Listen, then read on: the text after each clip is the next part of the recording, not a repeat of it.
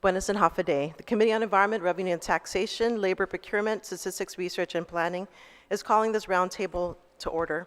The time is now sorry, just wait one more minute. Just give me 1 second, because I guess our clock's a little fast. Okay.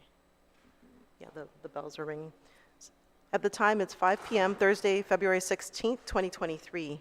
In compliance with open government law, notices of this morning's hearing are published in the Guam Daily Post, provided via email to senators, stakeholders, and local media, and posted to the Governor of Guam's public notices website Thursday, February 9th, 2023 for the 5-day notice, and Tuesday, February 14th for the 48-hour notice, thus meeting the requirements. I'd like to acknowledge my colleagues that are here today, Senator Tom Fisher, my vice chair, Senator Jesse Lujan, and also I believe we have Senator Taitigui on Zoom, or will be joining us on Zoom. We also have, I'd like to acknowledge the stakeholders that are here today, and I appreciate everybody's attendance. So I would just call out the names. We have the administrator from Guam EPA, Walter Leon Guerrero. We have a member from US EPA, Carl Goldstein. We also have members from the Hazardous Waste Program that are sitting here to support the administrator. I believe Maveni Hasita, Michael O'Mallon, and is there a Don Kanata? Don Kanata. Oh, thank you. And I believe there are others here from Guam EPA. Also, we have members from the Department of Defense, Rear Admiral Benjamin Nicholson, Commander Joint Region Marianas, Brigadier General Paul Birch, not here today, okay. No worries, yeah, no worries. We have Attorney Joseph Horton, is he here today? Okay. Fourth Judge Advocate of Joint Region, Mark Cruz, who is from also Joint Region. He's the Regional Environmental Coordinator. We have Lieutenant Jason Moyer. He's the officer in charge of EOD. And then we have Major Ebony Morales.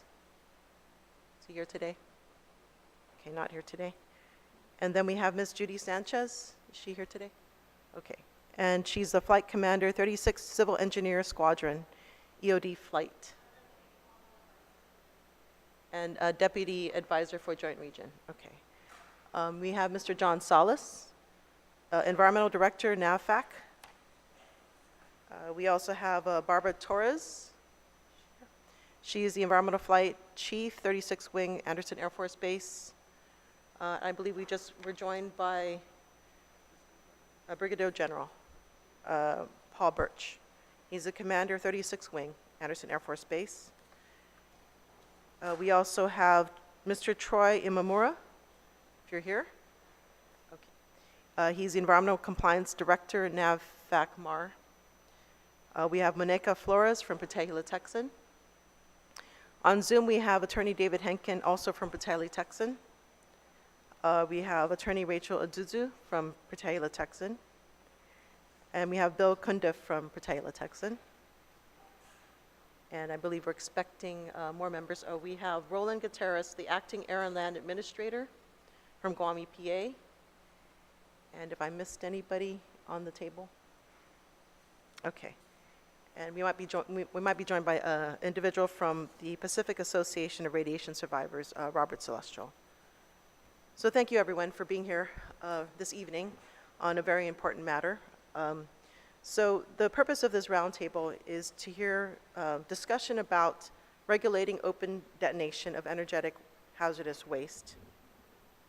I'd just like to say some of the rules of conduct. Those called to testify must be called to testify. And for those on Zoom, we ask that you please ensure that you're unmuted and that you're speaking into the microphone, and that you're, when called upon the host, you should unmute yourself. Virtual backgrounds are not allowed, and your face must be visible at all times. So please state your name As you know, in the beginning, maybe perhaps state your name for record-keeping purposes. Senators will be given opportunities to ask questions. Questions and testimony will be confined to the substance or nature of the agenda. Personal inference as to character or motive of any senator or individual testifying is not permitted. Okay, now to begin our agenda, regulating open detonation of energetic hazardous waste. I'd like to give a brief opening statement. So the purpose of this roundtable is to obtain stakeholder input regarding developing a path forward to phasing out the outdated, dirty technology of open detonation of energetic waste. Since the 1980s, the U.S. Congress prohibited open burning and open detonation of hazardous waste in the United States, except for explosives which cannot safely be disposed of through other modes of treatment pursuant to 40 CFR, Section 265.32. When U.S. EPA issued this regulation in 1980, the agency declared that the potential human health hazards associated with the practice of open burning of hazardous waste dictate that open burning be ended now. But in response to comments from the military that OBOD are the only alternatives for disposal of most munitions, EPA included a limited exception to be used only during the interim status period and only for waste explosives that cannot be treated with alternatives. In the 4 decades since EPA promulgated 40 CFR, Section 265.382, there have been major advances in technologies that can replace OBOD. A 2018 study by the National Academies of Sciences, Engineering, and Medicine, NAS, stated that there are no significant technical, safety, or regulatory barriers to full-scale deployment of alternative technologies for the demilitarization of the vast majority of conventional waste munitions, bulk energetics, and associated waste. According to the NAS report, all of the alternative technologies would have lower emissions, less of an environmental and public health impact, would be monitorable, and would likely be more acceptable to the public. EPA released a similar report in 2019 assessing various alternative technologies that have been used successfully in place of OBOD. The passage of the Promise to Address Comprehensive Toxic Act that expanded health coverage to presumptive illnesses for military personnel and veterans serving overseas with exposure to open burn pits further highlighted the growing need to end this outdated, harmful practice of open burning, open detonation of hazardous energetic waste. Furthermore, open burning and open detonation have resulted in extensive contamination, staggering cleanup costs that can reach more than $500 million at a single site.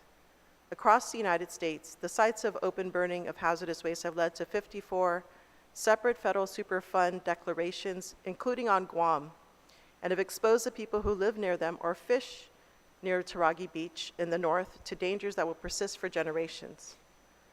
With a long and intense history of exposure to munitions and their contamination on Guam, at least since World War II here, the passage of Public Law 36-139 received overwhelming public support with the goal of reducing toxic exposure by prohibiting open burning of hazardous waste and open detonation of hazardous waste, except for World War II ordinances, until safe technology is available on Guam, with an enactment date of February 27, 2023.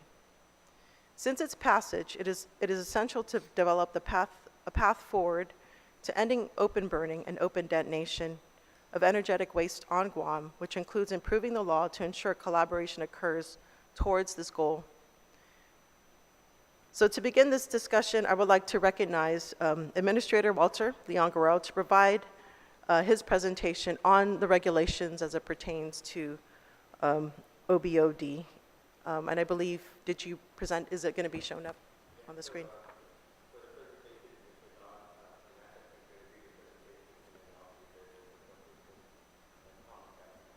Okay, all right, thank you. So I'd like to recognize Don Kanata for his presentation on behalf of Guam EPA. So we can present that on the screen.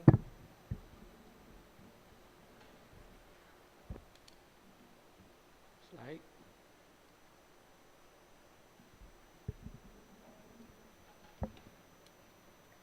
So pretty much what this is Guam's hazardous waste management Can you speak in, regulations. sorry, I apologize for mine. I forgot to recognize my colleagues that have just joined. We have Senator Kanata and Senator Barnett. Thank you for joining. Please proceed. And if you can speak to the mic and just reiterate your name for the record-keeping purposes. I appreciate it. Don Kinata, Guam EPA Hazardous Waste Management Program. Can do the slide. So basically what our presentation or our slide presentation is just detailing our Guam Hazardous Waste Management regulations, which is under 22 GAR Division 6, Chapter 30. What it covers, it adopts Title 40 Code of Federal Regulations, or CFR Parts 260, 261, 262, 263, 264, 265, 266, 268, 270, and 124. Next. So with regards to the open burn, open detonation regulatory framework, treatment is via Subpart X permit, which is Part 6 of Guam's Hazardous Waste Management Regulation.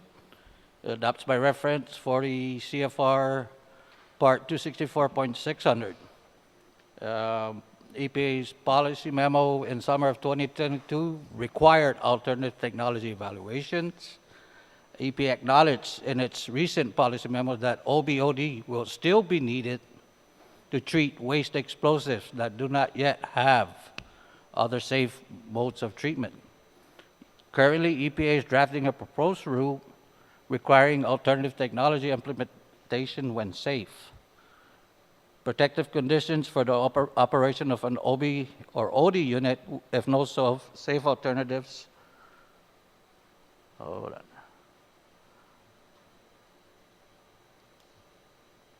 And also the proposed rule is expected to be completed or made available for public comment in the summer of 2023. Next. So this is pretty much the permitting process, and this is for open detonation, which is what you asked for. So the applicant submits the Part A and Part B permit application, which is Form 8700-23. The record subtitle C site identification form with the hazardous waste permit information.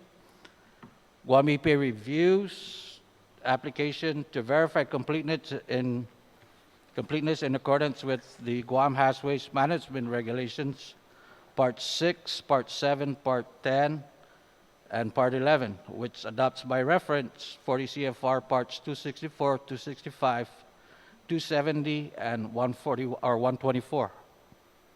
So if you notice on the way it flows, if the application is incomplete, Guam EPA issues a notice of deficiency to the permittee until the application is complete. If the application is complete, then Guam EPA will notify the applicant or the permittee that the application is complete, and Guam EPA also sends a copy to US EPA Region 9 for the review and comment. Next. So once we evaluate what the permit satisfies the technical requirements, we make a preliminary decision to issue or deny the permit. And if you notice there, if the decision to deny the permit, Guam EPA issues a notice of intent to deny. If the decision to issue the permit, we would prepare a draft permit and open the 45-day public comment period. The public would have 45 days to provide comments, and the permit would either be modified or changed if there is a major comment that was provided by the public. If no comments are made, permit is finalized and it's issued to the permittee. And the next slides show the forms that needs to be filled out by the permittee.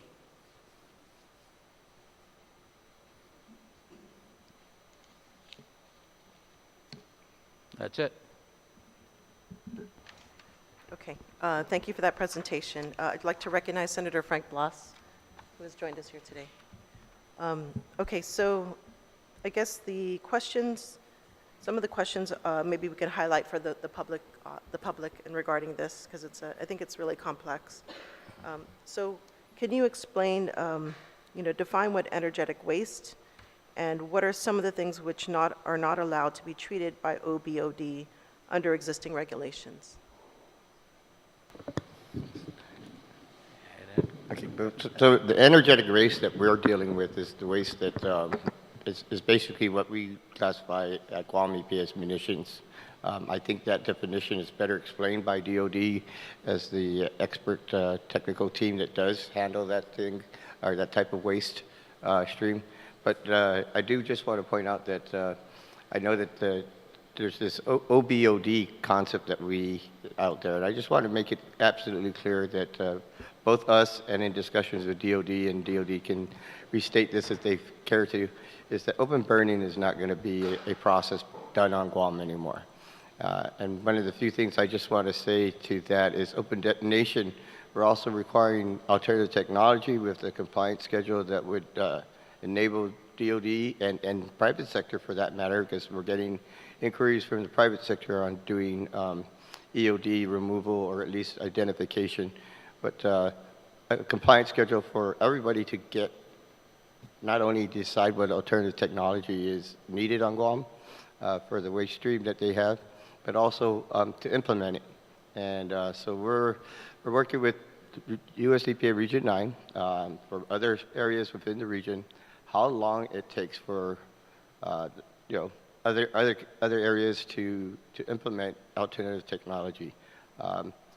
Just for example, talking to the region, but the list that Anderson has provided Guam EPA for their OBOD facility, we're looking at maybe 2 or 3 different alternative technologies that need to be moved into Guam. Not just 1, but 2 or 3. And the other thing I want to point out, and I'm sure DOD will again state this out, is a lot of the things, the legacy EOXOs that are found, 500-pound bombs and above, there's no alternative technology for that at this point. Maybe there will be in the next year or a couple of years, but at this point there's not. So to deem all open detonation as illegal or not a worthy or useful tech to use for disposal would be, I think, erroneous on that statement alone. And just because there's not alternative technology for everything out there. Thank you. Okay, thank you. So the other questions I have are, so OD is classified under RCRA as a treatment versus disposal of sort. So can you explain to the listening audience what is the difference and what are the implications of these classifications? We weren't privy to these questions beforehand, and if we were, I apologize. So I'm just going to shoot from the hip, Senator. So disposal is, we look at final disposal, how to, your final resting place, or treatment and is something that you reduce the amount of risk that or eliminate the amount of risk that the contamination that may exist is removed. Or disposal is you're actually doing final resting and whatnot. So the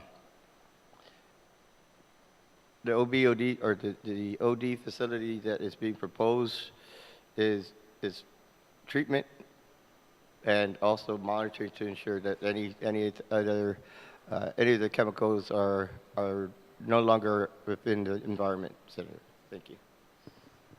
And then also, if you can talk about emergency, what are the regulations pertaining to emergency handling of explosive waste? Okay. So explosive waste, again, this is something that working with DOD, DOD is doing this for the community as well as for inside the fence emergency situations because they are the experts at this task.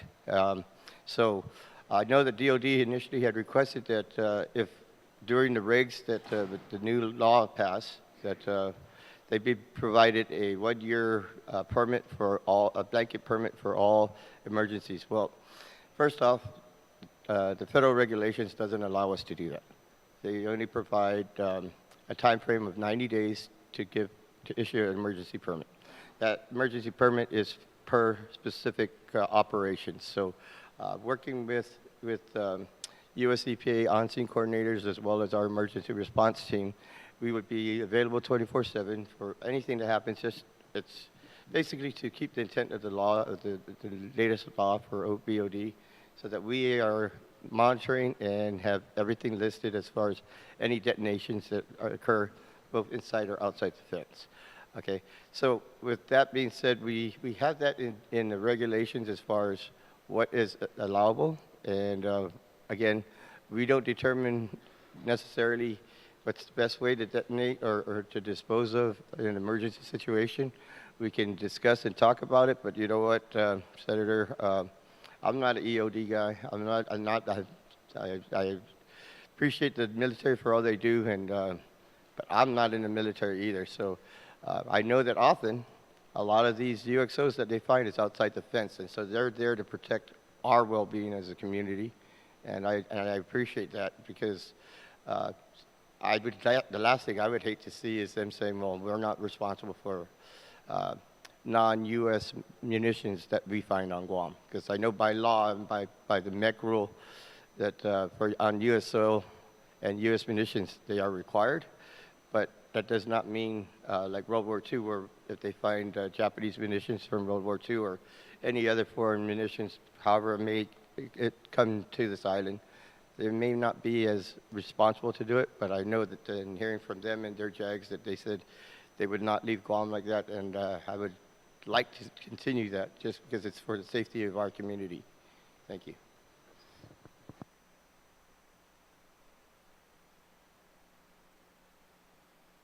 Sorry, excuse me. So what is your knowledge about regulations for safe transport and safe storage? So again, that designation is again, we rely on the experts, and the experts being the EOD team.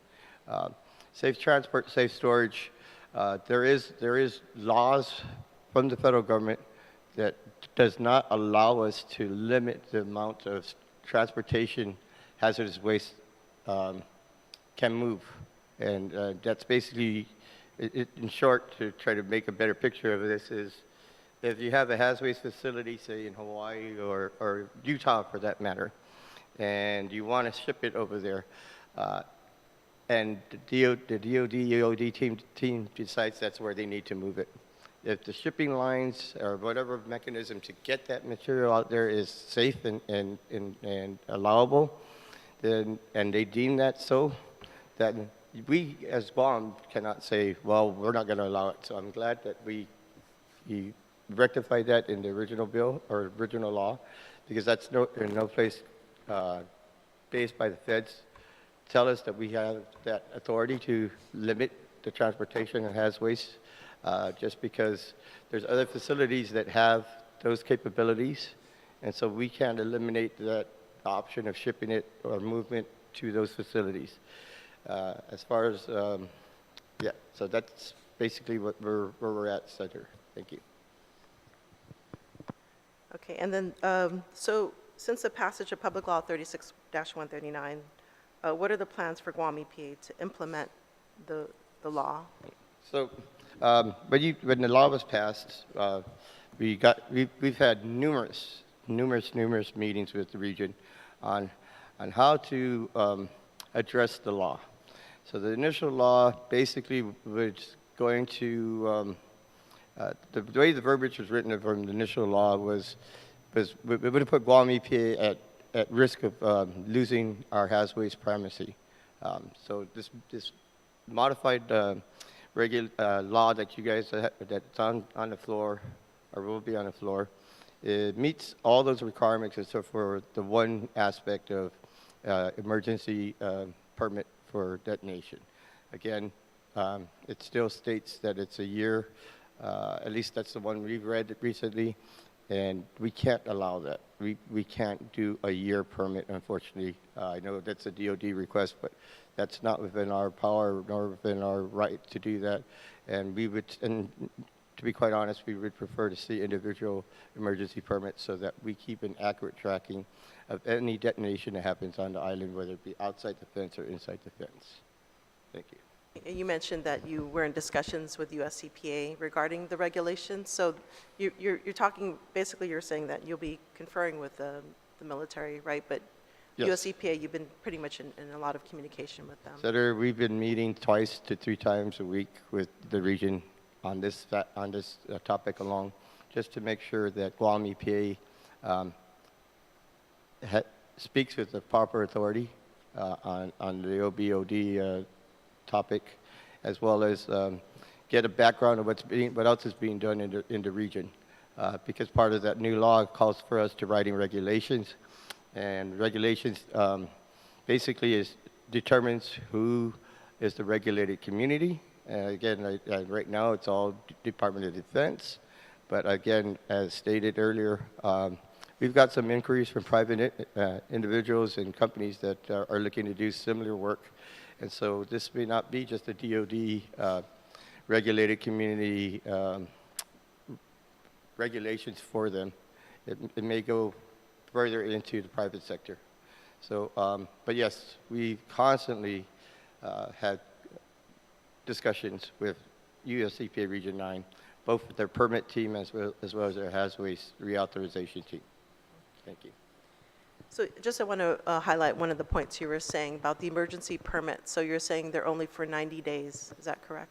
That's correct. So what we'd like to do and put forth in our draft regulations, again, you know, as you know, putting draft regulations, we can put our best foot forward, and stakeholders will have an opportunity to comment on it, as well as when the legislature votes on the bill to whether or votes on the regulations pass or not, things can change. But right now, for any emergency detonation, any permit that is needed is only good for 90 days, and that's only good for that specific operation. And so that's what we're going to put in our draft regulations, ma'am. And as far as storage, what is the length of time that something that could be stored? What's the maximum amount? Yeah, so yes, so for any hazardous waste storage, once it's listed, you have 90-day storage time. That is something that I had mentioned earlier about compliance schedule, because if we don't allow the additional time to store some of these munitions that may be outdated, and if they can store, then they would be you know, not meeting our regulations. But again, that we can't force them to blow something up if they can't blow it up, or if they need to bring alternative technology. So again, we're looking at that to try to see what time frame is needed to get a community up to speed, or even DoD up to speed to assure the community protectiveness of the environment and the community. Ma'am. Thank you. Okay. So it's my understanding, so Roland, if you can confirm this, but in one of the conversations with US EPA, I believe the statutory limit for storage, safe storage is a year. Can you confirm that? It's a year if you have a TSD, a treatment storage or disposal facility permit. It's a year, up to a year. But with regards to emergency permits for open detonation, the permit is only good for 90 days. You pick it up, you have up to 90 days to store it and destroy it. Now, no more than 90 days, Yeah. according to the law. Okay, but for non-emergencies, it could be for a year. Non-emergencies? Yeah, non-emergency. So you're talking about expired munitions. That's a different story. They're allowed by regulation to store up to 1 year. Okay. But then their permit would have to be modified to include the storage part of it. Right now, all Anderson has is their permit to open detonate, not storage. That has to be worked in under new permit if they go that route for the expired munitions. So there is that option that they can apply for a permit for storage, safe storage? It's not an option, it's going to be a requirement for expired munitions. Because with expired munitions, correct me, DOD, if I'm wrong, but I believe with expired munitions, it's way different from UXOs that are found outside from World War II. What's found outside can go anytime versus an expired material or expired explosives. You have an X amount of time that you can do something with it. Okay. Yeah, thank you for that segue. So I do have more questions about permit, but I know the Rear Admiral, you have to leave at some point, and also Lieutenant Colonel Birch. Yeah, Brigadier General, my apologies, my serious apologies, that you have a time constraint. So I would like to give you maybe the opportunity, if you want to say anything, but we also have some questions for you. Okay. Sorry, one moment. We do have another senator, Senator Talotai Tigui. She's on Zoom right now. Yeah. I already mentioned it. Yeah. Yes. Madam Chairwoman, Senators of the 32nd Legislature, others gathered here in the room and on Zoom, buenos update and good evening. Thank you for the opportunity. Try that again. Thank you for the opportunity to attend this roundtable regarding the important topic of treatment of hazardous waste explosives under Guam law, both for emergency response and under hazardous waste permitting. Let me first begin with an apology. Due to the late nature in which this event was scheduled, both in date and time, General Birch and I only have about an hour and a half this evening, as we're both departing the island to an event that was scheduled over 5 weeks ago to not be moved. If you'll allow me, I would like to make my opening remarks before taking questions, as you will find many of your questions will likely be answered. The issue we are discussing this evening is an emotional issue. It is also a complex legal issue, a technical issue, and most importantly, a safety issue. Unfortunately, it is also an issue surrounded by much inaccurate or incorrect information, and this has confused the subject. I appreciate the opportunity to engage with you on this important issue and to share our concerns regarding potential impacts of Guam Public Law 36-139 regarding open detonation and the proposed amendments in Bill 35-37. Our immediate concern is the February 27th deadline imposed by Public Law 36-139. This is a mere 11 days away. This timeline does not allow for full discussion of implementation issues, effects, or opinion or options to address significant concerns with all relevant stakeholders. Because of this uncertainty and imminent deadline, and given the requirements in the law for regulations and permits, it does not appear that the Department of Defense will be able to continue to provide emergency response as requested by the government of Guam after February 27th. The Department of Defense operates approximately 35 open burn, open detonation, or OBOD treatment facilities in the United States, including one here in Guam. These facilities operate under a hazardous waste treatment permit issued by federal or state and territorial environmental regulators, such as the Guam Environmental Protection Agency, or GEPA. These permits follow the regulations promulgated in the Resource Conservation and Recovery Act, or RCRA, and include extensive conditions on limitations as to what can be treated, the rate of treatment, time of day requirements, weather restrictions, and monitoring requirements. In order for a facility to receive a RCRA permit, the operation must be shown to be protective of human health and the environment, and this is a statutory requirement. The Air Force operates the only permitted open burn, open detonation site on Guam. In June 2022, U.S. EPA issued a policy memorandum to provide assistance to RCRA authorized states and territorial governments in the implementation of open burn, open detonation permit conditions and evaluations of whether safe alternative technologies are available. U.S. EPA is also initiating a rulemaking process to clarify how a permittee must make a demonstration that the waste explosives cannot safely be disposed of through other means of treatment. I present this information because much is already in motion at the federal level to make improvements in the area of waste munitions. The Air Force has committed to stopping all open burn on Guam. The Air Force has also committed to working with Guam and U.S. EPA to evaluate the viability of alternative technologies for open detonation for munitions waste treated at Andersen Air Force Base during the current permit renewal. The Department of Defense supports alternative technology evaluations for permitted open burn, open detonation facilities, and has also significantly reduced the number of facilities in the last 2 decades. As written, Public Law 36-139 subjects our personnel and the public to increased explosive hazards.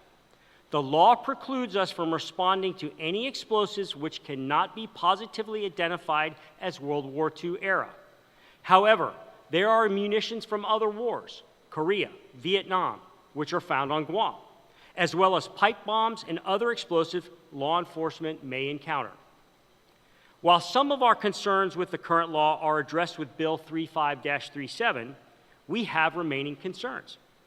The Department of Defense has significant concerns regarding extending permitting and alternative technology requirements to fired and used munitions, concerns requiring permits for emergency response, and concerns removing the important role of a qualified explosive safety expert in assessing the viability of alternative treatment. We believe these factors put lives and property at risk. Bill 35-37 presumes that all explosive waste is the same with respect to identifying alternative treatment technology.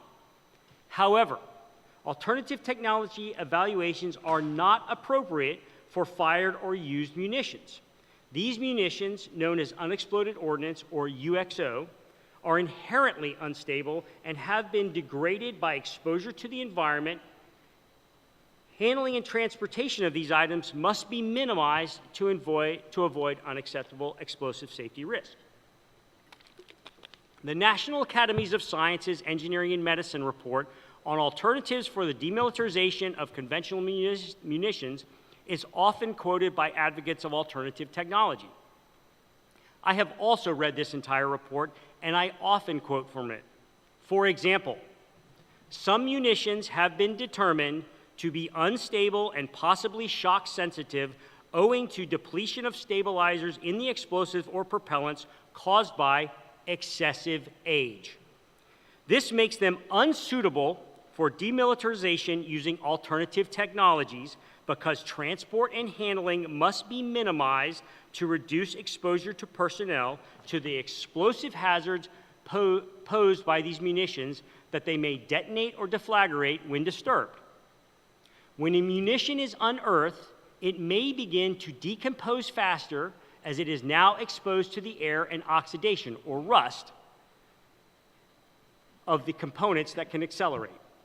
This is why when unexploded ordnance assessed as able to be moved is transported to a secure location on base where it is disposed of through detonation, generally that occurs within 30 days.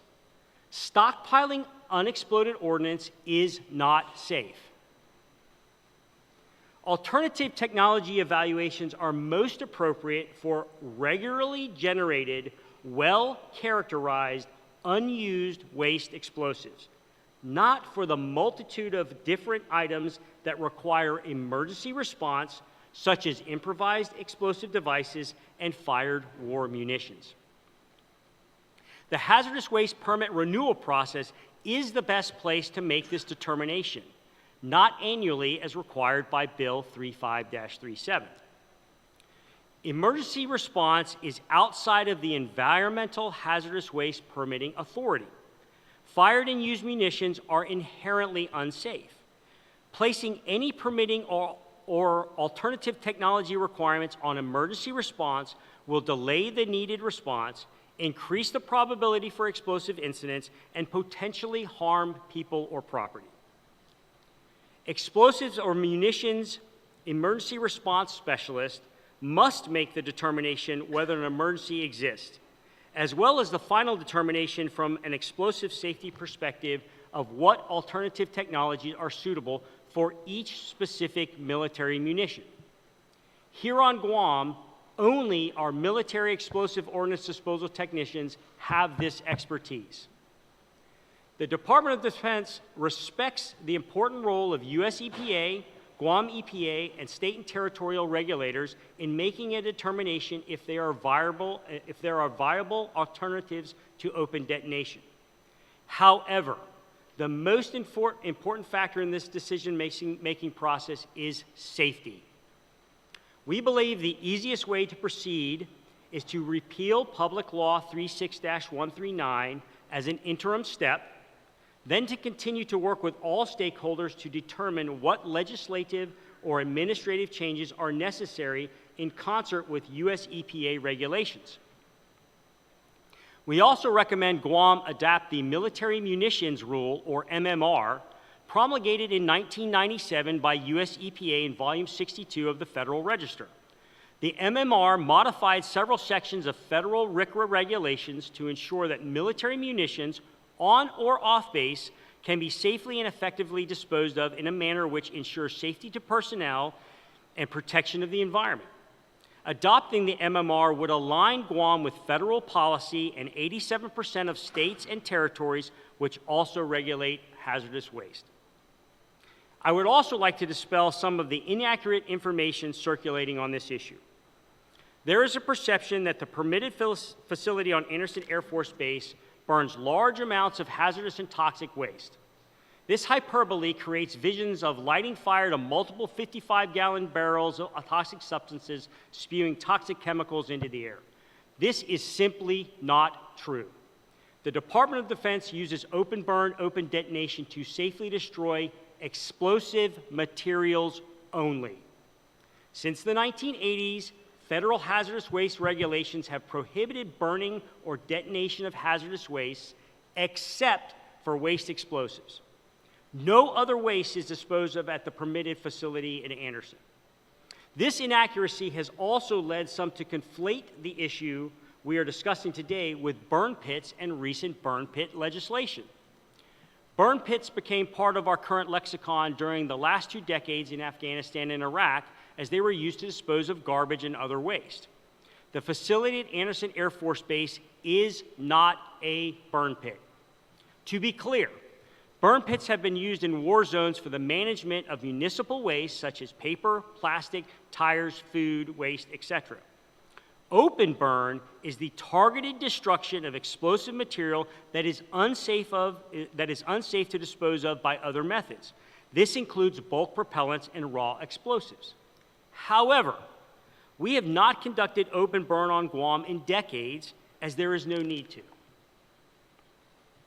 There has also been much publicly stated about the facility on Andersen Air Force Base polluting the northern lens aquifer. However, per the permit for the facility, environmental monitoring is conducted on a regular basis, and the facility has never had a reading above permissible EPA limits. Furthermore, the facility is located on the coast, while wells for the aquifer are located inland. Aquifer wells for consumable water are not located near the coast because the aquifer water near the coast is brackish or salty. In fact, an old Department of Defense water facility near the permitted site has been closed for many decades due to the very high salt content of the water. There have also been claims the current permitted facility and the firing ranges under construction are the greatest threat to the northern lens aquifer. However, there are much greater threats to Guam's clean water. Although there have already been many studies regarding the new firing ranges in the aquifer, there has recently been a move to have another study conducted. I welcome another study, but please study all of the threats to the aquifer. You will find the greatest threats to clean water in Guam are outside the Department of Defense facilities. For example, septic systems not connected to sewage lines, which can lead to nitrates infiltrating the aquifer. On alternative technologies, often referred to as clean technology, according to that same National Academy of Sciences, Engineering, and Medicine report, there are secondary hazardous waste streams created. The meltout technology uses a slow heating process to essentially liquefy the high explosives, but that hazardous liquid still needs to be disposed of. The washout method produces an even greater volume of hazardous waste as water is mixed with the high explosive. Given the difficulty with shipping hazardous waste from Guam, these issues must be fully thought through before moving forward. Additionally, alternative methods often require disassembly of the munition, something simply not safe with the rusted and deteriorated munitions we find here on Guam. Finally, setting aside the Department of Defense concerns with Public Law 36-139 as written, the law creates inconsistencies between the Federal Hazardous Waste Program and the Guam Hazardous Waste Program. Currently, Guam EPA enjoys primacy, or the delegated authority from U.S. EPA to make decisions locally with regard to EPA regulations. However, due to the language of the law as written, if Guam EPA cannot maintain consistency with federal EPA regulations, there is a significant risk Guam EPA may lose primacy and the ability to make decisions locally. The issues I have highlighted are complex. In 11 days, the Department of Defense will lose the ability to support the government of Guam in ensuring the protection of the people of Guam from unexploded ordnance. 11 days. Furthermore, if this law is not repealed, Guam may lose the ability to regulate its own hazardous waste. I propose repeal, reset, and revisit. We sincerely appreciate the opportunity to provide our perspective. We welcome further collaboration on this complex issue, and if requested, we would be happy to provide technical assistance. Suzuz Masi, and thank you. All right, thank you, Rear Admiral. So I just have a couple questions. So in one of your letters, you stated that Public Law 36-39 did not take into account other legacy munitions, such as those from Vietnam and Korean wars. Can you explain how those came here? Yes, they were stored here for those wars. And in some cases, they were not detonated, and they were stockpiled and covered up with dirt. We don't do that practice anymore, but that had happened at the time. So just recently, in one of the construction sites, there were Korean-era munitions that were discovered. And so if the law only says World War II, then that is very problematic. Furthermore, if you have a munition and it cannot be easily identified as World War II, then the steps required to understand what era that it comes from could involve chipping away at the outside of the case. That's inherently dangerous, and that's something we just won't do. So according to policies, the munitions rule, isn't it true that Department of Defense's responsibility is to get rid of those? I mean, those are US-based weapons. What is your responsibility in cleaning that up for Guam? That's what we currently do. When those things are found, we respond. But as I stated earlier, we're talking about, in many cases, very old munitions. They are inherently unstable. They can generally not be treated through alternative methods because they cannot be disassembled. In many cases, if the munition has already been fused, it's so dangerous we can't even move it, and it has to be detonated in place. And these decisions are made by our technicians on the spot who have the training to do this. Does the military have access to LiDAR technology to see subsurface munitions that have been covered in dirt?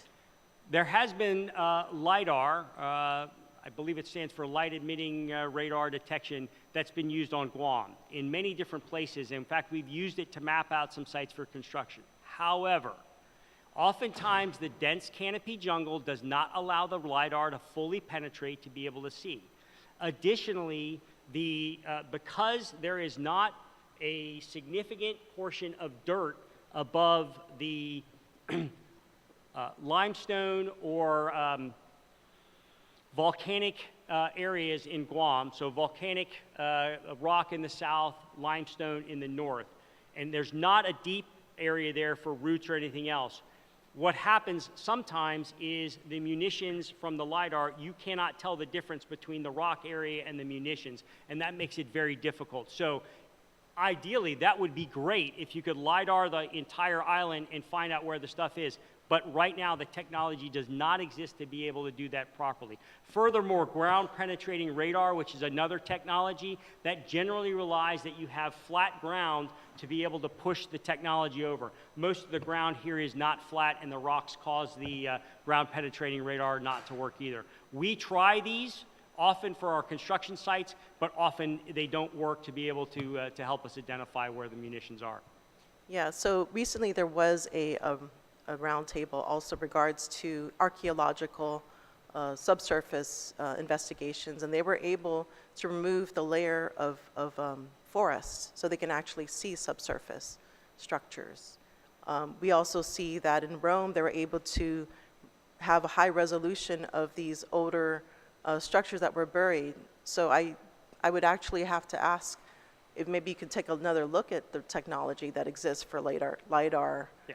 Subsurface investigations. Ma'am, happy to do that. We've actually looked at that several times, but there's a big difference between a structure and a munition. Structures are very, very large, so the discrimination factors for something like a LiDAR can pick out a structure. It can pick out things buried under the ground in Rome.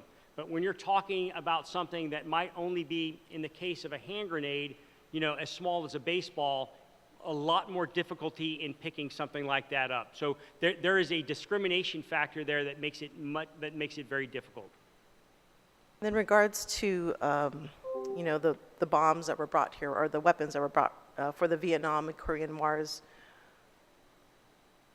so why wasn't it handled earlier? Why wasn't it removed earlier? And why are we finding it now, today? We're finding it now today in construction sites. We're finding some of these things sometimes when the local population does either construction or sometimes even gardening. We find sometimes when people go hiking or they're diving or swimming in the water. I can't tell you why those were not disposed of in a different manner at the time. I do not know. The laws at that time were quite different than they are today. So I don't know what took place then that caused this to happen. Okay, in regards to documentation, does Department of Defense have a complete inventory of the quantity of these stockpiles that exist on Guam, and is there a way to find that information through documentation? So we have a complete inventory of the munitions that we currently have under our control. We have some ideas about how many munitions were expended on Guam, especially during World War II. But we don't have definitive numbers. We certainly don't have all of the definitive locations, so we really don't know how much there is. Okay, so what is the JRM's policy? Now that we have this new technology that could potentially assist with finding ordinances both inside the fence and outside the fence. Is there a plan to actually go through and find as much of this so that we can remove it for the safety of our island? Again, ma'am, we try the technology anytime we possibly can. And we concentrate the technology on anywhere that we're going to be doing construction because we're actually digging in the ground. But that technology does not work all of the time. And so even when we go and we look at sites and we do surveys and we determine areas that might have a high or a low likelihood of finding what we call munitions and explosives as concern, it happens quite frequently that in an area that we've scanned, that we think that is low probability, we start digging and we find something. It happens all the time. So it is not nearly as easy as it might seem with some of the newer technology. And we do use it when we can, but again, very, very difficult. Okay, and so there was a 2018 Office of Inspector General report that came out that basically found a lot of deficiencies in how military here was actually safely handling materials of explosive concern. What has anything changed in how that's any changes that have come out from that since that report was produced? Absolutely, ma'am. Anytime that there is an inspection done, we take a look at the results and we make changes. The Department of Defense is a compliance-based organization. We follow rules, we follow laws, and when there's an inspection, the expectation on us is we take the results of that inspection. If there are any deficiencies, we address each one of those deficiencies. Okay, so what has changed to address that? I have not read that report recently. I can't tell you. I'd be happy to follow up at a later time to go through the list of deficiencies and go back. We have for all of our programs, but specifically for our explosive disposal programs, there are routine inspections that happen. They take place. We take note of what's been found deficient, and we make those corrections. That is very routine in our culture. So some deficiencies that were found in 2018, there's been probably multiple inspections since then that have looked at those programs. I couldn't tell you specifically, but I'm happy to follow up. If we were able to, we'll get that report and we can take a look at that and go line by line. Okay, but basically you're saying you made changes without having looked at the report. No, I'm telling you the process. Okay. The process is when we get a report that lists deficiencies, because we are a compliance-based organization, we go over those deficiencies and we make corrections. I'm telling you the process, ma'am. I can't speak specifically to that report, but the process has remained the same. Vietnam and Korean weapons, are there some actually stockpiled here versus being covered under dirt? I know of no Vietnam or Korean War era munitions that are stockpiled here. I can say, but not for sure, sometimes older munitions, they will be rotated back for refurbishment and then come back into play in our normal munitions. I do not know for sure. I highly doubt that we have stuff that old around, but I couldn't say for sure, ma'am. Okay. So in your earlier comments, you were saying that you're in support of ending open burning, partly because it hasn't been in use since 2002. So there's no impetus to, basically you're in support of open burn prohibition. As I stated earlier, open burn is a method that's used for bulk explosive material, bulk propellant material. That's not something that we really do here at all. The munitions that we use today are all self-contained, or they are put together by a special unit. We don't have large stockpiles of bulk propellant or these sort of things. So that's why it's something that we really wouldn't use.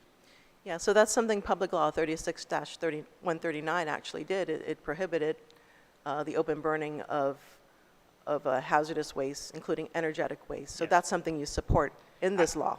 As I stated earlier, my problem with the law, or our concerns with the law, are on the open detonation. However, as I also stated, this issue is so complex. With the time running out and only 11 days, I am extremely concerned that is not enough time to go back and make all the corrections that need to be made, and that's why I'm a proponent of repealing, resetting what we're doing, and then, as we reevaluate going forward together. Yeah, so I think that would be, it goes against the people's will. I mean, if there was overwhelming support to end open burning, so to repeal that would go against the will of the people. And so what you're suggesting is that we go against the will of the people? Ma'am, I'm suggesting we be safe. Yeah, and so open burning? If you repeal everything but the open burn, that's okay. I'm concerned the legislative process with 11 days, that is very problematic. Maybe you can do that in 11 days, that's great. I don't know. Yeah, perhaps, I think maybe there's some misunderstanding of the legislative process here. But, versus repealing, there's other ways to address the issues. So I think maybe the language could be a little fixed here. In regards to phasing out open detonation. So we hear, testimony from Guam EPA, from US EPA that, there are potentially some munitions out there that cannot be treated through safer alternatives. So the other aspect the guidance provided was waste minimization. And so one of the things, so understand the legacy items, that might be an issue in regards to finding safe alternatives. Strictly, I was told that there are limitations to the current technology as far as handling larger weapons. But at the same time, it's regressive because now we're allowing the largest of the weapons through open detonation, which is a concern for our community. Our community has been exposed for many, many decades and generations to military munitions. And, I think it's really, the will of the people wants to see open detonation end as well, in addition to open burning of hazardous waste. We look in the paper these days, there's, people are passing away, cancers. We have high rates of cancers here. And a lot of it is related to the toxins that we're exposed to. And it is not our decision to, bring in these weapons. As we know, we had no consent. There was no consent in bringing in Vietnam weapons, Korean weapons. And we are, subject to a lot of the decisions that were not ours. And so we are looking for partners in ensuring that we can phase these dirty technologies out. And one of the ways is through waste minimization. The idea behind that is, is there a way to plan, what materials are coming in so that there is no need to use open detonation? Is that something, are there initiatives? Are you aware of initiatives within the Department of Defense that is looking at those ways in which to minimize exposure to toxins, especially to our community? A lot of these sites are located in low-income communities, underprivileged areas. Like Guam, we ourselves do not vote for president. We don't have, we haven't exercised our rights to self-determination, so we don't make these decisions. So are you aware of any initiatives within the Department of Defense? Yes, ma'am. That is There's looking at that. quite a bit going on right now, looking at that issue and how to reduce the numbers. But again, that does not deal with the issue of the unexploded ordnance that we find. That is always going to continue to be an issue. It is not safe to stockpile. It is not safe to ship. It deteriorates, and it's something that has to be dealt with for the safety of the people of Guam. Okay, so that is one thing. One thing is the legacy items, but now we're also talking about the new stuff coming in. So it's like, is there a way to plan it so that there is no need to go to open detonation? Because we know what's coming in. There's a plan already that how it's going to be treated, how it's going to be disposed of. As I stated, that is actually being looked at right now in the Pentagon to how to manage that a little bit better. But again, my main concern is the what's happening with the older munitions. I mean, this year alone, in 2023, we're not even through the second month, we've had 7 responses outside into the community for a total of 10 munitions, and 4 inside our facilities for 4 munitions there as well too. So that's more than once a week that we do this. And I've looked back at previous years, and it's generally about once a week on average that the teams are called out into the community to do these things. So according to the regulations that you follow, so what documents or guidelines does Department of Defense use in managing materials potentially presenting as a hazardous, explosive hazards, materials documented as explosive hazards, and materials documented, I believe, as safe? So what kind of documents or guidelines that you follow in handling? We follow RCRA. I mean, we follow the law and the regulations as set forth. We work with Guam EPA. I'm really not following your question there. Yeah, so it's similar to the question that I asked the administrator. So just kind of going back a little bit, what kind of regulations do you follow in handling explosive material, explosive waste, I should say? So there are the environmental regulations in RCRA, but there are specific ordinance manuals and ordinance handling manuals that's used by our explosive ordnance disposal technicians that tell them how to deal with the ordnance, how to safely transport and store it. And again, we try to store it for as little time as possible because we do know that they break down over time. And that's another point of confusion that I want to clarify is just because you have a permit to store something for an amount of time, that does not mean that thing that you put in there can safely be stored for that amount of time. That's why we're very regimented, and in fact, every day that the team goes over 30 days and cannot detonate, they have to document that and provide a reason, and sometimes it's because of weather or some other things that happen, because we really try to follow that, so we make sure that we keep our sites there as safe as possible. Okay, just for clarification, so do you consider the Department of Defense's responsibility to clean up the Vietnam, World War II, Korea ordinances? Well, part of our responsibility is to clean up the remnants of war, and that's what we do, again, on a regular basis. Okay, so I know there was a pretty aggressive ordinance clearing that took place for the buildup, right? And at what point are the clearances completed, or have all the mechs been cleared at this point? Okay, so this is a bit of a complicated process, and so we have a process called Munitions and Explosives of Concern, or MEC, okay? And that is a separate process, although related to the ability to take care of unexploded ordnance. So in the MEC process, there are several different ways that happen. But typically, when we do a construction on a site, we're only going to look at where that site is being constructed, and we're going to go through and we're going to first try to do a survey and determine the likelihood if there's going to be munitions and explosives of concern. Second, depending on that evaluation, if it is unlikely or low, not likely or highly likely, will depend on the method that we use. If it is a low likelihood, then we'll do construction until we find something.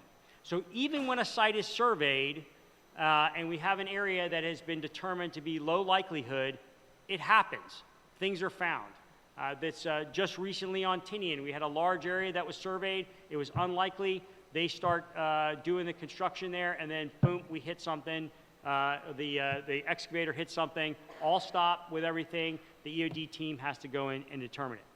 In the case of high likelihood of finding something, what happens is there is a very delicate process where we dig into the ground in 6-inch increments, and we sift through the material and make sure that there's nothing there. This is what we do inside the gate. This is not a requirement outside the gate on the community. Now, in the case of Camp Blas, that construction site, because unlike other construction that's done on the island where we're just putting one thing in one place, this was a large area that was going to have multiple new buildings put across it.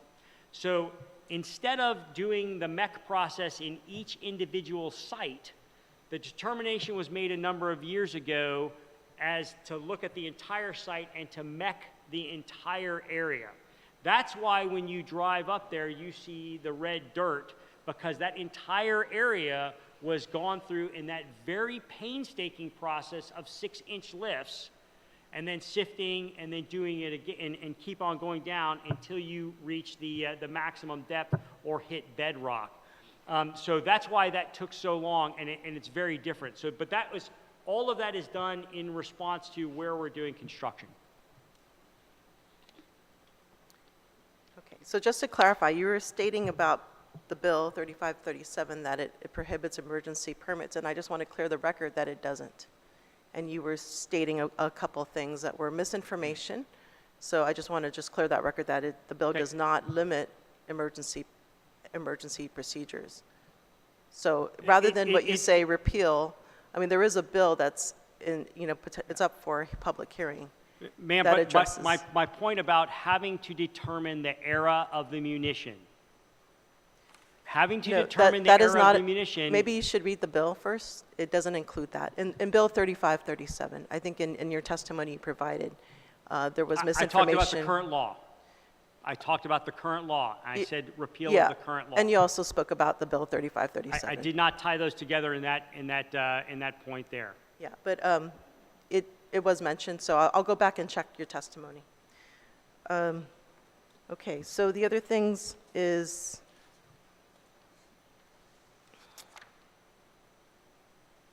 so you mentioned there are different modes. So basically, there's the MEC. There's different ways of handling explosive hazards. No, we're mixing up two different things. MEC is a process that's used for when construction is going to take place to clear the area of potential hazards. That is different than the response to unexploded ordnance. Now, in the process of doing MEC, if you find unexploded ordnance, then we go through the process of using the explosive ordnance disposal technicians to treat that ordnance, whether it's detonation in place because it's extremely unstable, or it is render safe to transport back for detonation at a later time. Okay, thank you for that clarification. So the other thing that you mentioned, so I know in one of the letters to the governor, you mentioned that there was a quantity of ordinances that have been cleared. Can you explain, so basically open detonation has been permitted at this time. So what is the frequency in which the unit is being used to treat the ordinances that you find? Again, if it is found that on site it is extremely unstable, it's treated there right away.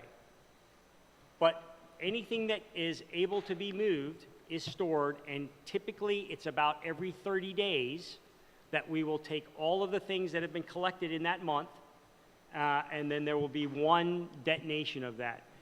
But again, that can change based on the permit conditions that we have to follow and various other factors. But that's typically what we try to do, but it also depends on the quantity. And so I've looked back over time at our records of when we find stuff. So if we find a significant amount of ordnance in maybe a 2-week period because we're doing a lot of construction in an area, we look at the ability to store and the size of the areas that we have to store.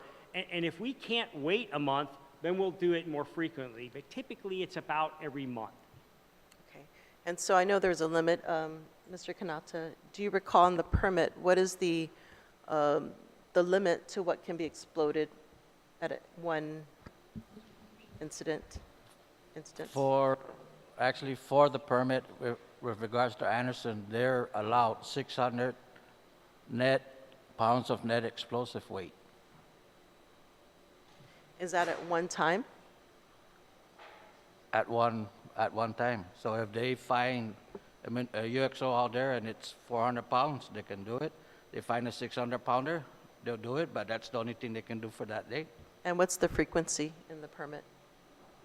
I'm going to say that the same thing that Admiral said, because what Anderson had told us was with regards to legacy or World War II or UXOs that they find out there, that's majority of what they respond to, about 85-95% of the time. They do detonations maybe once, twice a month or a quarter.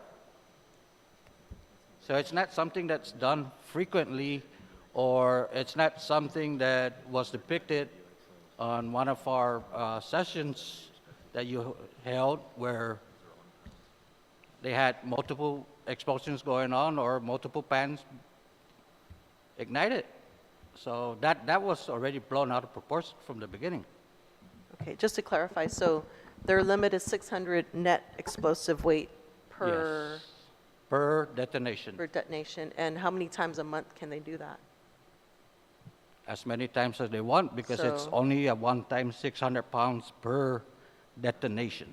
Is it a per day thing or just per If detonation? if they find 600 pounds every day, then it's 600 pounds Hey. per day. I have real data. 2021 at the facility in Anderson, only 470 pounds net explosive weight for the entire year. 2022, 397 pounds net explosive weight for the entire year. Okay, yeah, so I appreciate if you can provide the cumulative amounts. The permit, do you have that information as far as I'm s- cumulative amounts over the years? Yes, ma'am. My name is Paul Birch. I'm the 36th Wing Commander and the Installation Commander at Anderson. And to my right here is Captain Kiesling, who is an Explosive Ordnance Officer. What Rear Admiral Nicholson just provided you was the permitted amounts in 2022 and 2021 respectively. That's for the entire year.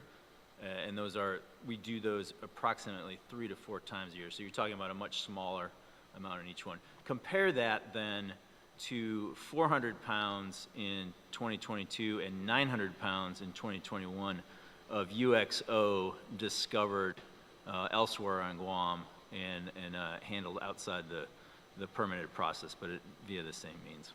Sorry, can you Just for repeat those- clarification, that's Yeah. just the unexploded ordnance found in the northern portion That is in of the the northern island that's portion taken that by goes the up to Air Anderson. Force. Sorry, can Yes. you repeat those numbers? You said, what was it, the early one, the 900 pounds? So I'll go through the whole thing again, ma'am. In 2022, 397 pounds of permitted disposal, 400 pounds of UXO. In 2021, 470 pounds of through the permitted process, 900 pounds of UXO. And so when you talk about UXO, that was the emergency Correct. process. And there's no cap on the emergency, is that correct? Speak up, Lieutenant Moore. Lieutenant Moyer, I'm with the Navy EOD team. So each range facility has a specific restriction per detonation, as Mr. Quinado was saying, but that's for UXO. So each range facility will have a designated amount per detonation that it can withstand, but that's not that's separate than the permitting. Okay. That's a lot. So that's kind of staggering to hear. 900 pounds UXOs. That's a lot of explosive material here on Guam. Are we getting close to finding them all? And Ma'am, we have no idea.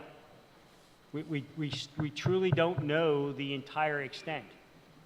Again, we've surveyed areas and we've, the survey determination with LIDAR, ground penetrating radar, all sorts of different methods, also looking at historical maps, looking at where particular battles took place. We still designate areas as unlikely and we still find things. This is not uncommon. I will tell you, even when you do construction where there already has been construction, on the naval base, for example, they tore down one building, and underneath the building was I believe it was a 500-pound bomb that had been underneath the building for a number of years. And it was only discovered when that building was demolished and they went to dig the new foundation for the new building. So this, I don't think that there is, I really wish there were. If we could say we know that there were this many and we're this far along and this is how close we were, that would be great. But that just is not the way that it works right now. I mean, I would think there's a finite number, how much material that was brought here. I mean, the Vietnam War is over a long time ago. Korean War has ended a long time ago. There has to be a finite number. There were 16 days of continual bombardment Yes. of the island during the Battle of Guam. There was no accounting for how much munitions were dropped there. We would all like to think we're getting closer to zero, and by definition we are every time we remove something, but to say there is a cap or there's a logical asymptotic limit that we're driving to, unfortunately we can't do that just because of the history here. Yeah, I don't know if this is acceptable to our community to, because we're getting bombed in a peaceful, right? We're a peaceful island, and yet we're getting bombed. So I don't know if this is acceptable to you know, agree to this as a community to accept. I know the maybe, you know, technology can catch up, but to continue to open detonate these things is, it's not, I mean, we're going to be here, right? This is our homeland. We're going to be here for generations, and it just doesn't seem right to be exposed to these chemicals. Ma'am, I'm trying to understand, though, what the alternative is. If there is a munition that is inherently unstable, we cannot take it apart to put it in an alternative technology. It will decompose and potentially explode on its own. It has to be treated. Otherwise, it is a hazard. So, you know, it would be great if we didn't have to do that, but today, that's where we are. Something is found, it is a hazard to the community, and it's going to be treated.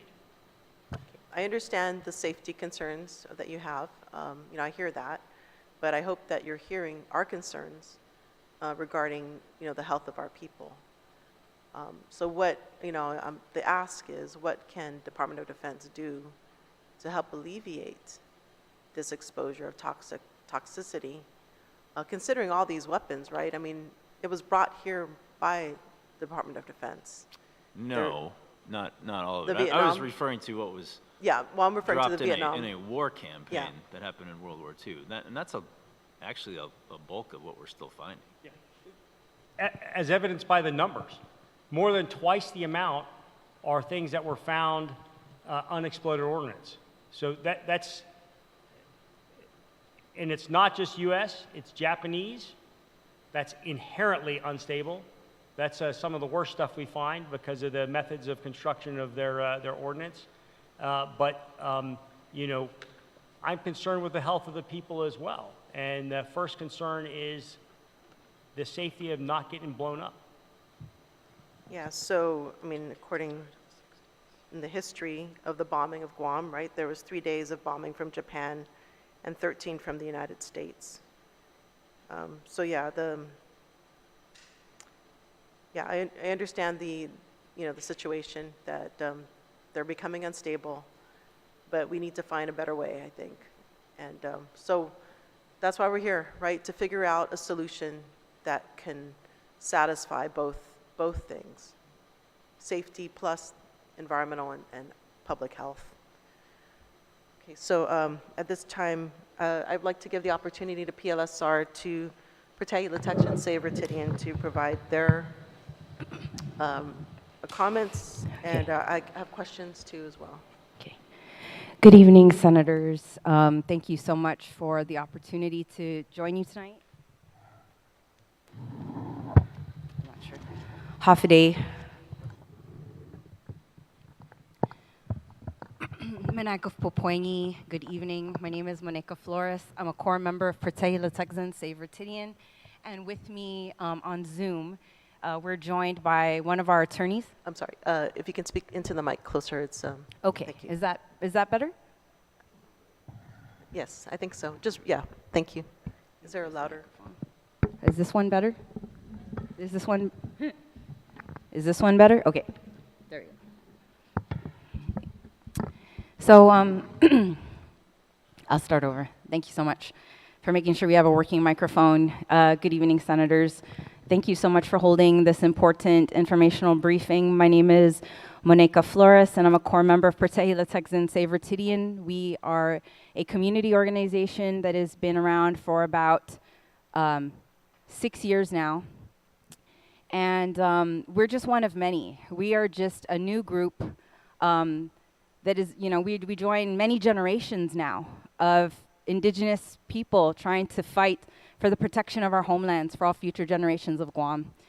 And joining me tonight are our attorneys, two of our attorneys, Attorney David Henkin with Earth Justice, and also Attorney Rachel Taimanyawa Zuzu. We're here because open burn and open detonation has become a really important issue for our organization, especially after Senator Perez brought it to light with the recent application, the Air Force's application to conduct open burning and open detonation through a permit. As many of you know, we are actually engaged in a lawsuit in federal court right now challenging the Air Force's permit application and actually their failure to comply with the National Environmental Policy Act for its plans to burn and detonate 35,000 pounds of bombs and other hazardous waste munitions each year in the open air near Taragi Beach in northern Guam, less than 200 feet from the Pacific Ocean. And we recently also filed an appeal for the motion to dismiss our case, and we're waiting for the military to respond to that. We're here to represent a lot of the community concerns. We do know that now open burn is off the table, and we're really grateful that the new law has now made that no longer an option. And it's really interesting to hear the Rear Admiral say that open burning is not something that they're interested in when it was actually a part of the permit application. There are many reasons why we are opposed to open detonation. There are absolutely no emission controls for air. There's no controls whatsoever for air. And what we're talking about today is World War II munitions, but if you look at the permit application, there are a lot of new munitions that will be treated with open detonation and pose tremendous risk to our community. Some of the chemicals that the permit names include lead, RDX, TNT, perchlorates, PFOS, and PFAS, all of those causing cancers and a lot of complicated illnesses in our community. And these specifically forever chemicals, they build up in concentration, they move through the groundwater. If we're talking about, the shallow area of the aquifer being the only area that might be impacted by the activities at the open detonation, at the EOD range or at the firing range, that's simply not true, because with no controls for air emissions, there is great potential for these hazardous wastes to travel to two of our most concentrated villages, Jigo and Dedido, to schools, farms, ranches nearby, to important fishing grounds, which are directly outside of these areas, and to ancestral lands like mine that were taken by eminent domain. And we want to see the protection of these cultural and environmental resources for all future generations of Guam. To hear the Rear Admiral say that they are a compliance-based culture in the military. I mean, if you just look at their track record of underreporting and following regulations, not just here in Guam, but if you look in Hawaii, if you look in Puerto Rico, if you look in Okinawa, there's a tremendous track record of non-compliance and underreporting. And then even when you think about, the Korean War happened 70 years ago, World War II happened 75 years ago, and Vietnam 45 years ago, and we still don't have a handle. The Rear Admiral said they have no idea, after 75 years since that war, how much munitions are on the island. I think that's a reflection of the track record that we're dealing with here. DOD, the Department of Defense, created this threat. They created this threat to our island, and they continue to create new threats to our environment and to our cultural resources. I would like to turn it over now to our attorney, David Henkin, who's calling in via Zoom from Hawaii. And David, would you like to hop on and join us? I'm happy to do that. Hafaday. I appreciate the opportunity to testify on this very important issue today. And I guess my first question is if someone could confirm if you're able to hear me clearly. Yes, we can hear you. Thank you. Wonderful. Thank you.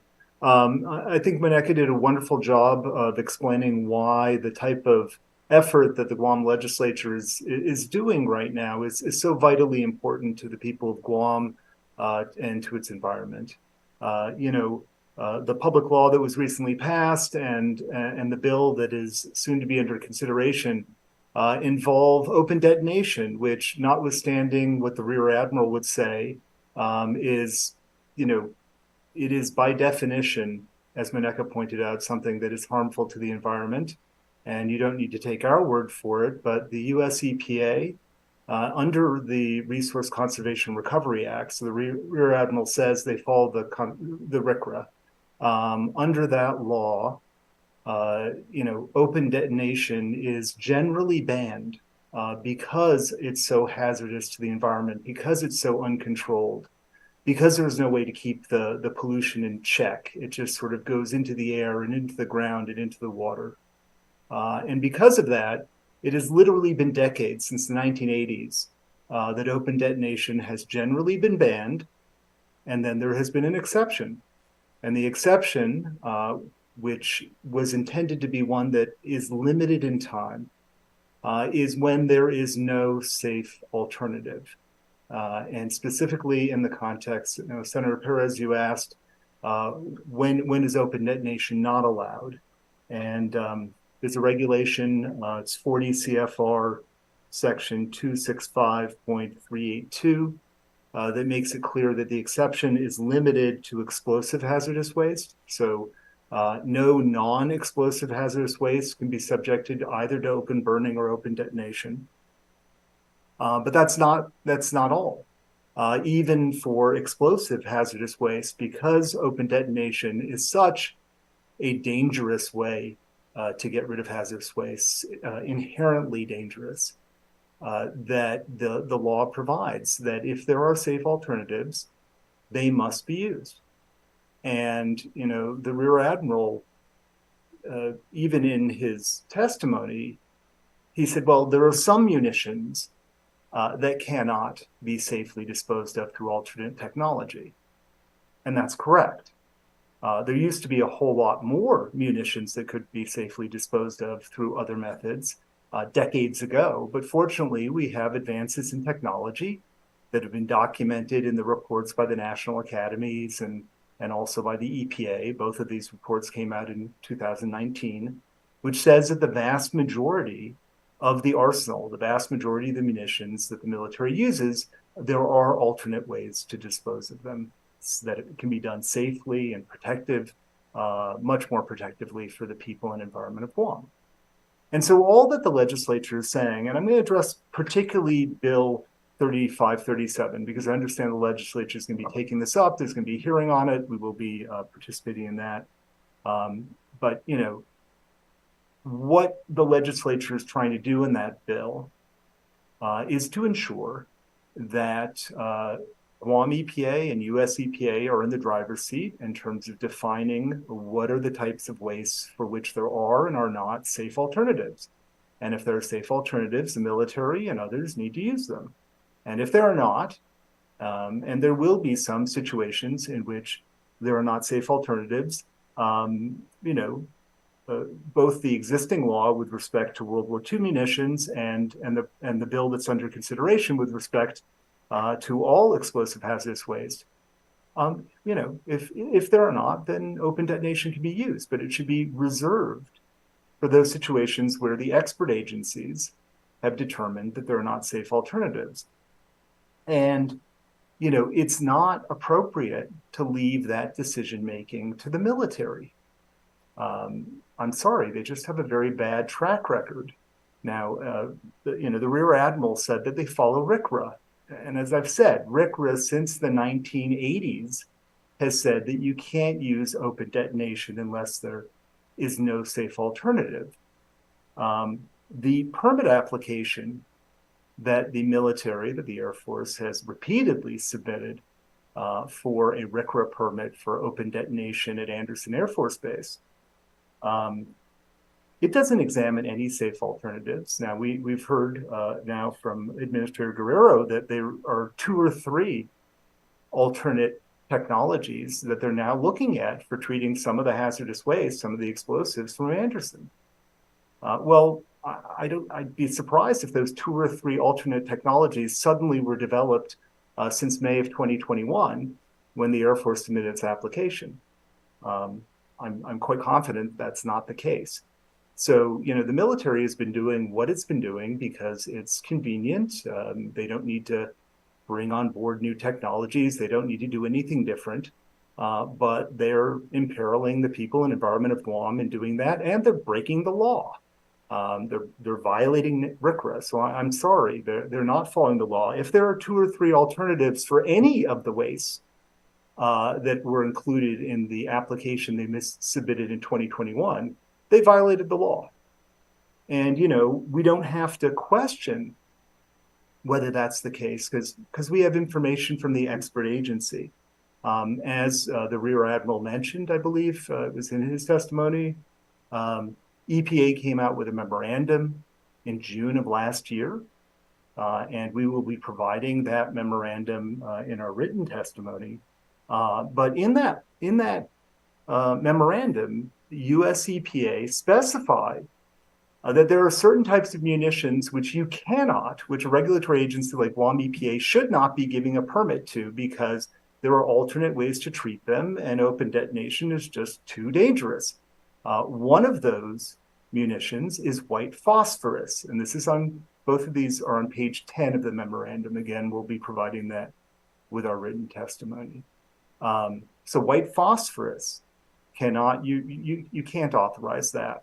And every year every 3 years when they submit their permit application, including the pending one that they submitted in 2021, includes a request to be able to use open detonation for white phosphorus. Also on page 10 of the memorandum, EPA says small arms ammunition of less than 50 caliber. It says, quote, there are safe alternative technologies available to treat these types of wastes. And so you cannot use open detonation.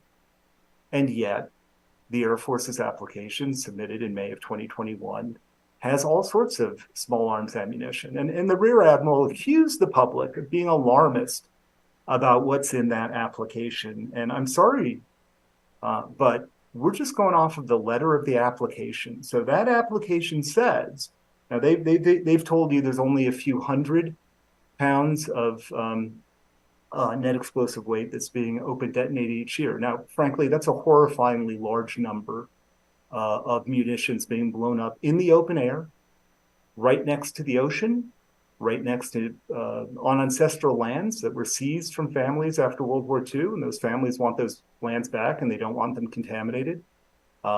They've got endangered sea turtles nesting on those beaches. They've got migratory birds, and as mentioned, it's right over the northern aquifer, which is the water supply for 80% of the island. And I'm just going to note that while the Rear Admiral reassures us that they've never found anything that should cause us any concern about contaminating the primary water supply for Guam, there's another letter that we're going to be providing, and this is from Region 9 EPA, and that was sent to Guam EPA on October the 11th of last year, responding to some of these claims from the military. And they said, Andersen Air Force Base says there's no threat to the aquifer, but, quote, in the absence of any groundwater monitoring associated with the EOD unit, Andersen Air Force Base cannot demonstrate there is no release or migration of the waste treated in the unit. And it says, EPA says, US EPA, this issue is extremely important because Andersen Air Force Base sits on a sole source aquifer. So I'm sorry, we don't know that the aquifer is not threatened. And as mentioned, this technology is inherently unsafe. What we do know is that contaminants go into the groundwater, they go into the soil, they go out into the ocean. They go out onto the reef and out into the ocean where local families, when they're not blowing things up, fish to take food back to their families. And so that should be a great concern for the legislature. And you absolutely should insist, as the recently passed law insists, and as Bill 3537 insists, that if there's a safer way to do this, you've got to do it.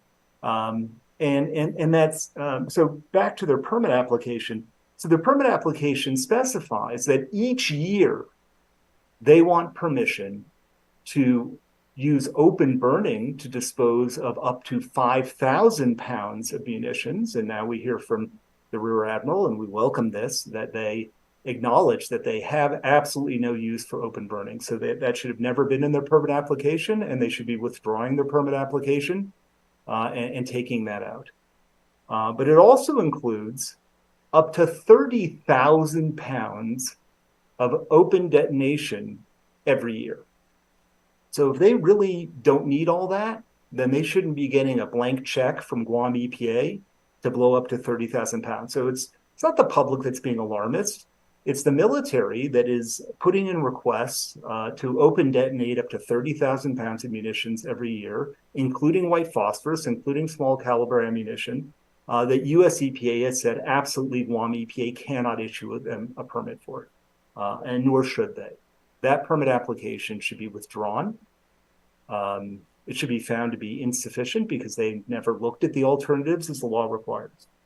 But that's what the law requires. And so the other thing that's important to point out is that US EPA, in the memo that they put out, and this is now turning, this is a memo from June of last year, this is now turning to page 11 of that memo. They specify that regulatory agencies like Guam EPA should not be allowing open detonation if the waste can be safely stored until you can get an alternate technology, something other than open detonation, to treat those wastes. And while, again, the Rear Admiral thinks of the worst case scenario, which is a highly unstable munition that maybe you can move from out in the field, but it's so unstable it needs to be treated quickly. This legislation doesn't only apply to emergency responses of highly unstable munitions. First of all, munitions that are involved in emergency responses very often can be susceptible to treatment other than open detonation. And again, don't take my word for it. I'm not an expert on this issue, but the letter from Region 9 EPA from October of last year specifically refuted the military's claims that only open detonation can be used. And they note that outside of Guam, emergency responses can involve alternate technologies. So again, all the legislature is demanding in the military, and demanding appropriately, is that when alternate technologies are available, they need to be used. And that call needs to be made by the regulators, by Guam EPA and US EPA, not by the military, because left to their own devices, they're going to do the same old thing that they've been doing for decades illegally. The other thing that US EPA said on page 11 of the June 2022 memo is that when it is safe to do so, waste should be shipped off-site, and that would include off-island, to another treatment facility to be managed by alternate technology.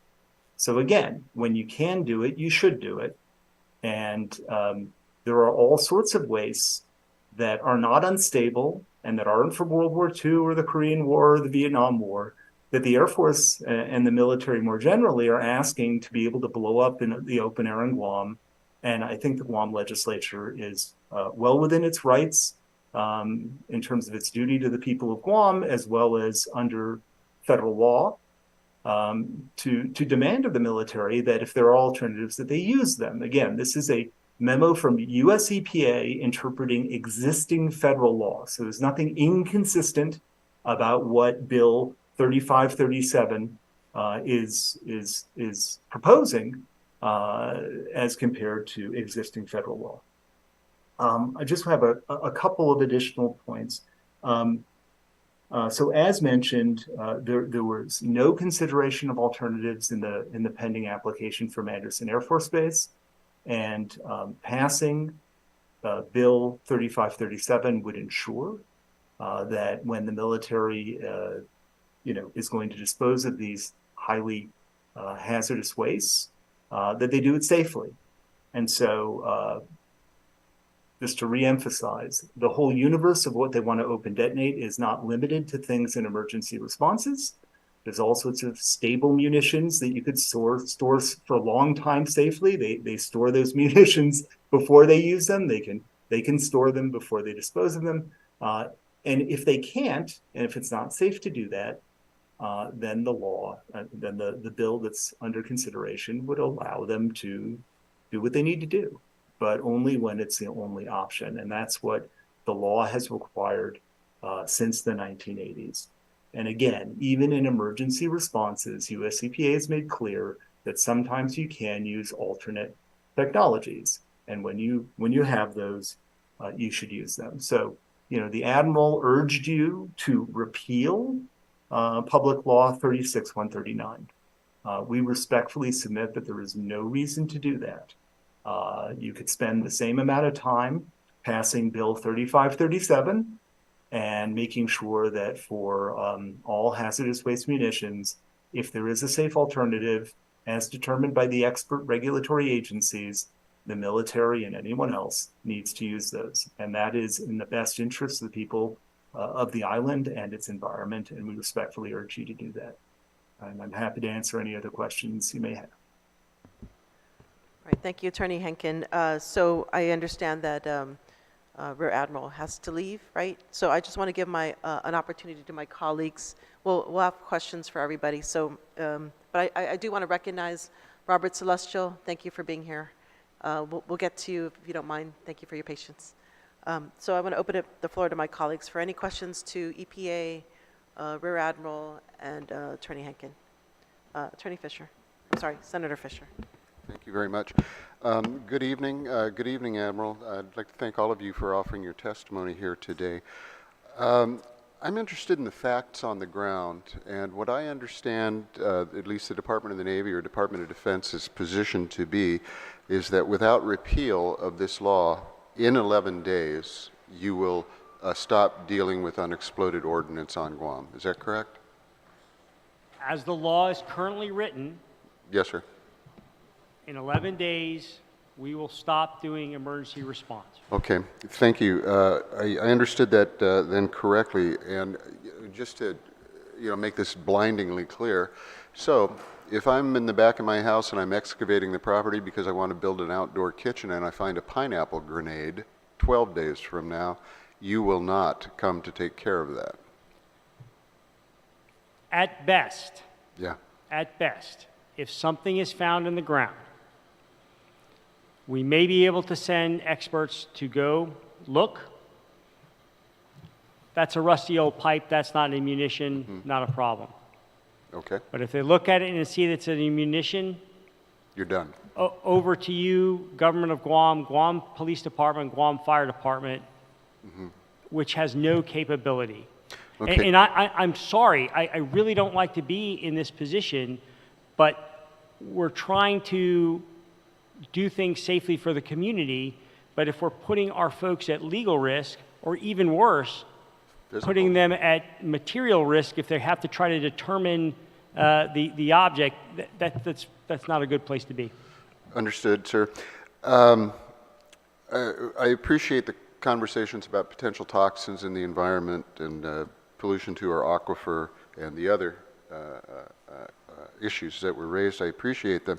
But this seems to be an emergent situation. The general just stated we had 16 days of bombardment in World War II. We had the Korean War. We had the Gulf War, I suppose. We had Vietnam ordnance moving through Island, and some of it is left over, and it is in the ground. And yes, I agree there's a finite amount. We just don't know what the amount is. It could be a lot or it could be a little. But to me, it seems to be that this is an emergency, that in 12 days, we will not be able to protect our citizens from unexploded ordnance. It doesn't matter how it got here, it's here. And in my opinion, we need to figure out a way to dispose of that. I also heard you say, sir, that unexploded ordnance is not subject to alternative technologies. Is that correct? So a couple of points, Senator. Number one, as you mentioned the different eras, there was also a considerable amount of time that the Imperial Japanese Army occupied Guam. Correct. And I have no idea of how much munitions they brought here with them, whether they were expended or not. So there's also that in the calculus. What I said, sir, was the unexploded ordnance that we find here on Guam is old. Yes. It is in very poor condition. The alternative technologies for much of this unexploded ordnance requires disassembly.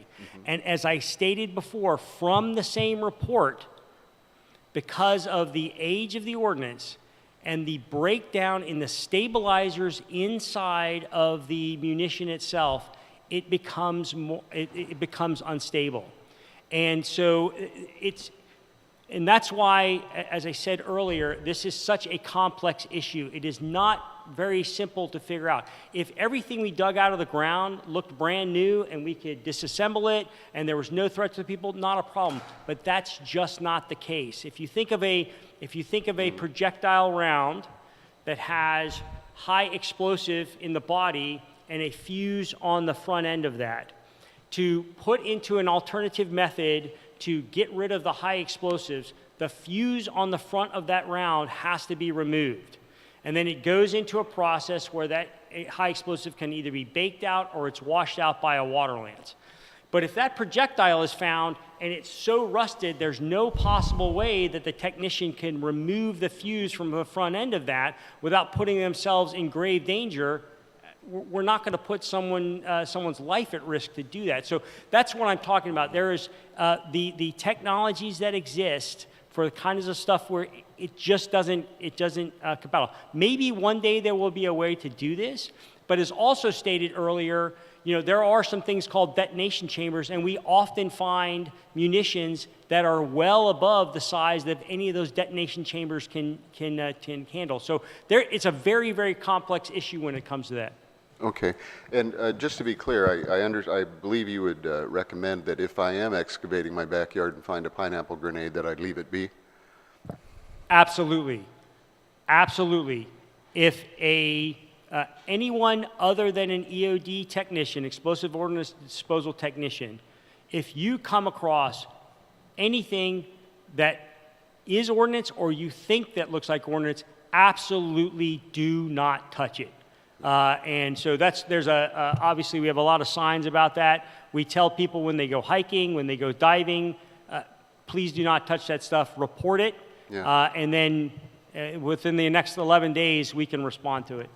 Okay, I guess if the law has been repealed, you could respond to it, but if not, it's on us. Yes, sir. Okay, do you know whether or not the government of Guam has the capability that is similar to EOD? To my knowledge, the government of Guam does not have those capabilities. Through the mutual aid agreement, the DoD does those on behalf of the government of Guam. Now, there's other places that our technicians go. CNMI, for example, they have some capability, and their capability is they are trained to the point where they can, when something is discovered, they store the munitions, but still, our EOD technicians have to make regular trips up to Saipan and Tinian to do the actual disposal. They only have a limited capability themselves, but we do that in other places in the region. Have you shared your concerns about this potentially awful outcome where you guys are not picking up the explosives? Have you shared those concerns with Governor Leon Guerrero? Yes, sir. I have several memos that I have written. The first letter was to Senator Perez on the 1st of December.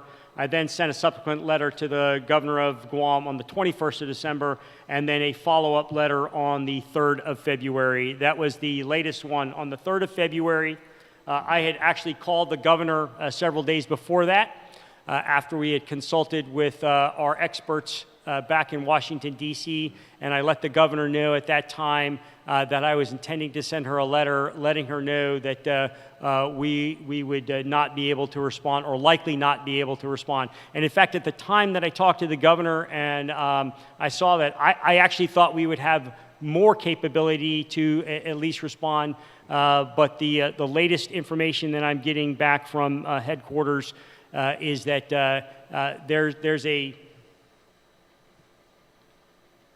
they do not want us to respond for fear of exposure to our technicians and their safety. Okay. Was it your impression that the governor shared your concerns? If you're free to say. I'm not entirely sure. I will say that all 3 of those letters that were written were copied to all the members of the legislature. So for the earlier letters, they were copied to the 36th legislature, and for the latest letter, the 37th legislature. It is my understanding that my initial letters were not received for whatever reason by the other members of the legislature. Okay. Sir, it's my estimation, and I do very much appreciate the concern about toxins in the environment and degradation of ancestral homelands and a feeling of that we're not being invited to the table and our voices are not being adequately heard. I appreciate that very much. But I also appreciate what, in my estimation, is an emergent situation. We're in an emergency. If we don't have the ability to remove this unexploded ordinance 11 days from now, I mean, that is unacceptable. I don't want to be alarmist, but I mean, you have squarely put it on our plate that there's a problem here, and I think we're going to have to deal with it one way or another, because I take you for your word that if without a change, you're not going to send your men and women out there to get blown up. So, okay. If I can interject. So I do have Bill 35-37, which addresses the concerns that you have. So in your first letter, just to clear the record, you only mentioned World War II ordinances. And your second letter, then you started opening it up to these other things. And so I did address, so that's what Bill 35-37 does. It addresses those concerns. Just to let the public know, we have a public hearing on Monday at 9 a.m. And so we do intend to have it on the session agenda. Perhaps we can get it sooner. So if we do have the hearing, we will have it on the session. It will be addressed expeditiously. And yeah, so we're on top of it. Well, thank you. Ma'am, if I may, in my first letter, I also said I'm willing to consult on this issue. We had a very small window that we were able to submit that window for public for that memo for public comment, and we only had the ability to do a cursory look at the original language. And in that cursory look, we found 2 glaring issues with that bill that concerned me that there was not a full technical or a full legal analysis of that bill. The transshipment of hazardous waste, and I am not a lawyer. Okay, so but that was I taken follow off that, the table. That was not part of the final bill, so not to confuse anybody in the public. That was the initial bill. It was amended, and the bill that was passed Correct. did not include that. So we want to make clear, we don't want to misinform the public about that part of the bill. No, ma'am, I'm talking about the process. I'm talking about the process. So the process there was a bill that had glaring errors in it. We pointed out 2 of those glaring errors and said this needs further investigation. But no further investigation happened, and it went through with just those 2 corrections. And so that's why when you said, well, you only mentioned World War II ordinance in the first time, yes, because that was the most glaring one, but then when it continued to go through without any consultation, no one called and said, hey, Admiral, let's discuss this. Let's have a roundtable before we move forward. I didn't have a chance to talk through those other things. And so then once I was able to have the time to go through with my experts, they said, oh, yeah, hey, Admiral, by the way, we find this other stuff. We find this other stuff. So that's my frustration is we didn't have those conversations early enough to do this right the first time. Okay, so you must be not aware of the public. Everybody's allowed the same amount of time to provide testimony. So you're not the only one that had the same amount of time. So it's a fair process, and it's we are addressing the concerns right now. Okay, thank you. I don't know that we are addressing the concerns, to be frank. From what I'm hearing from the Admiral and others is that in 11 days they're going to stop picking up the bombs. That is a concern. I'd like to, I understand you say that you're not doing open burning anymore. And I want to make that clear because the gentleman who testified, I guess from Hawaii, the attorney, he seemed to conflate the idea of or seemed to suggest, as I understood it, that you all are burning hazardous waste. Is that true? No, sir, we're not burning hazardous waste. In fact, again, we don't do anything but treat waste munitions. Okay. I want to make that very clear because this is where it gets confusing. And also, what was applied for was a permit renewal. Okay. It was a permit renewal. It was just renewing the permit that previously existed. You know, the permit previously was for one thing. We went through the simple renewal process, even though there were stuff in there that we wouldn't be using. Also, was mentioned that the 30,000 pounds. I'm not sure where that's coming from because I do not recall that being in there. Yeah. And also, there is groundwater sampling that's done by the Navy, and it is verified by Guam EPA. Okay. Yes, sir. And I know we're all short on time, and I think other people have questions, so I'm going to try and wrap this up. I guess a few months ago, there was a photograph circulated, and I think one of the newspapers even published it. It was an image of the coast of Guam taken apparently, I think, at sea, and it appeared to show a large plume of orange smoke emanating from something somewhere. Are you familiar with that photograph? I am, sir. Could you explain it to us? Yeah, I believe that was from 2004, and it was a Vietnam-era munition that was blown up. That was not a recent picture? That was not a recent picture. I believe it was 2004. I'd have to check the exact date, but it was not. That was not recent. It may have been from somewhere between 2004. I can't remember the exact date. Maybe some of my staff does. But it was quite some time ago, and that particular munition, as best we could tell, was a Vietnam-era munition that we no longer have in the inventory. Okay, so the suggestion that that photograph was taken recently or indicates what the Department of Defense is doing today is misleading. Yes, and we also often hear reports of we're blowing things up and whatnot and sometimes it's actually practicing with non-toxic smoke markers that we use for identifying victims in distress at sea or in the jungle. But again, this is part of the process where we need to educate on exactly what's going on. Okay, and sir, there was a suggestion, has been some suggestions that open burning, which apparently you don't have burn pits, right? Okay, and you haven't. That is correct. There are no burn pits. All right, so we need to make that clear. No, there's no burn pits, and you haven't been doing open burning for a couple of decades. And what you are doing is occasionally open detonation, and we learned that you can, at one time you cannot detonate more than 600 pounds. There has been a suggestion that this open detonation may be linked to illnesses of some sort, particularly cancer. Are you aware of any evidence? I don't want the people of Guam thinking, if you're living up north, oh my gosh, there's carcinogens coming through the gate. Are you aware of any instance that has linked open detonation on Guam or open burning way back when to illness? I do not personally know of that. Mm-hmm. I would have to look into that. But I can also say that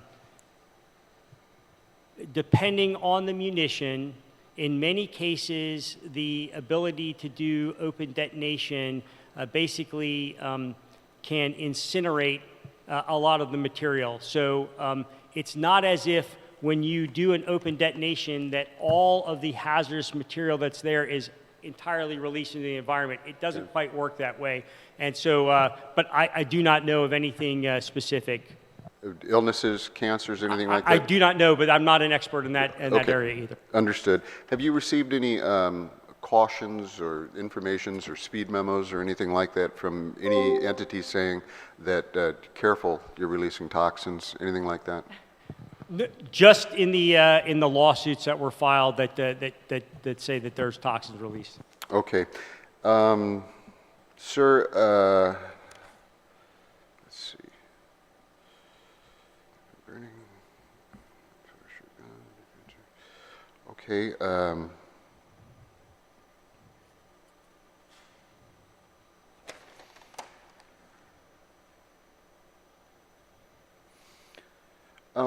This is just a point of, I guess, personal curiosity. After you blow this stuff up, what's left?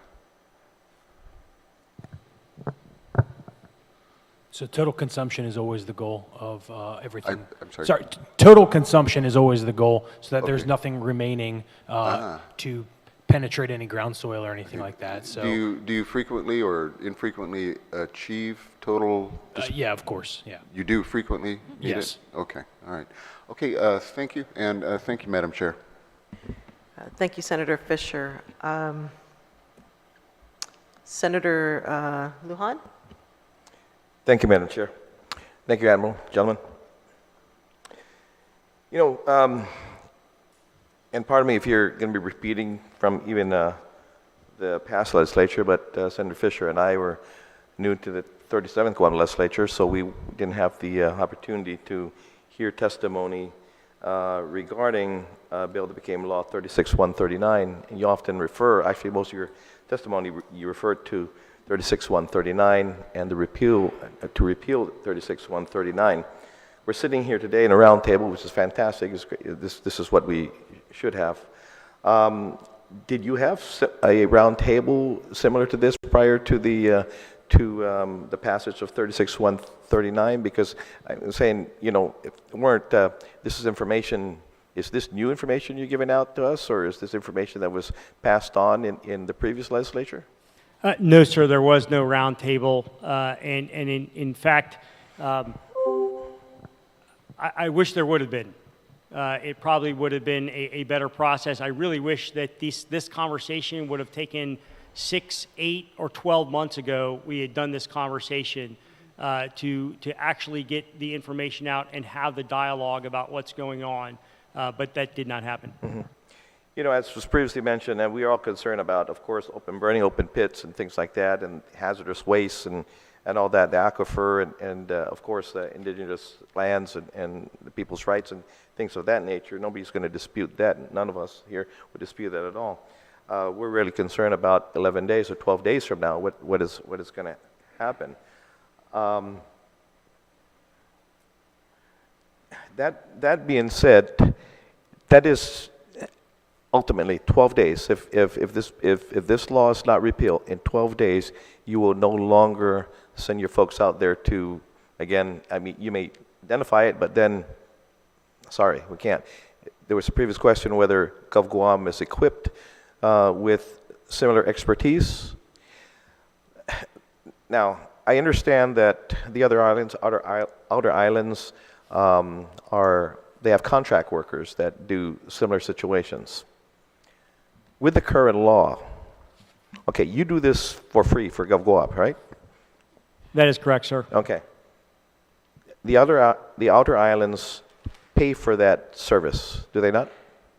There are some areas in the region that pay for service. There are some non-governmental organizations that also do the service in particular areas. But as I stated earlier, the DoD does that here in Guam. And for the CNMI, although the CNMI has the capability to collect and store for a period of time, all of the detonation are done by our technicians. Okay. Should Gov Guam want to pursue this and take this on their own to be able to do what you may have to give up, the companies that may come in, or company that may come in to want to take over, based on the law, would they, in your estimation of what you know, do you think they'll undertake this based on the current law as written? The current law as written, because of the restrictions that it places on it, it causes more hazard to the technicians that would have to do the disposal. So I couldn't speak for a contractor specifically. Many of the contractors, a lot of their members are former explosive ordnance disposal personnel, and so I would assume that they would kind of take the same tack on that, but I couldn't say for sure, sir. There was the, I don't know, I think it's an attorney from Hawaii that was basically citing US EPA and the, I guess, the illegal activities, I guess, that the military was undertaking. That being said, you guys, Guam EPA, your oversight basically is Region 9, is it not, EPA?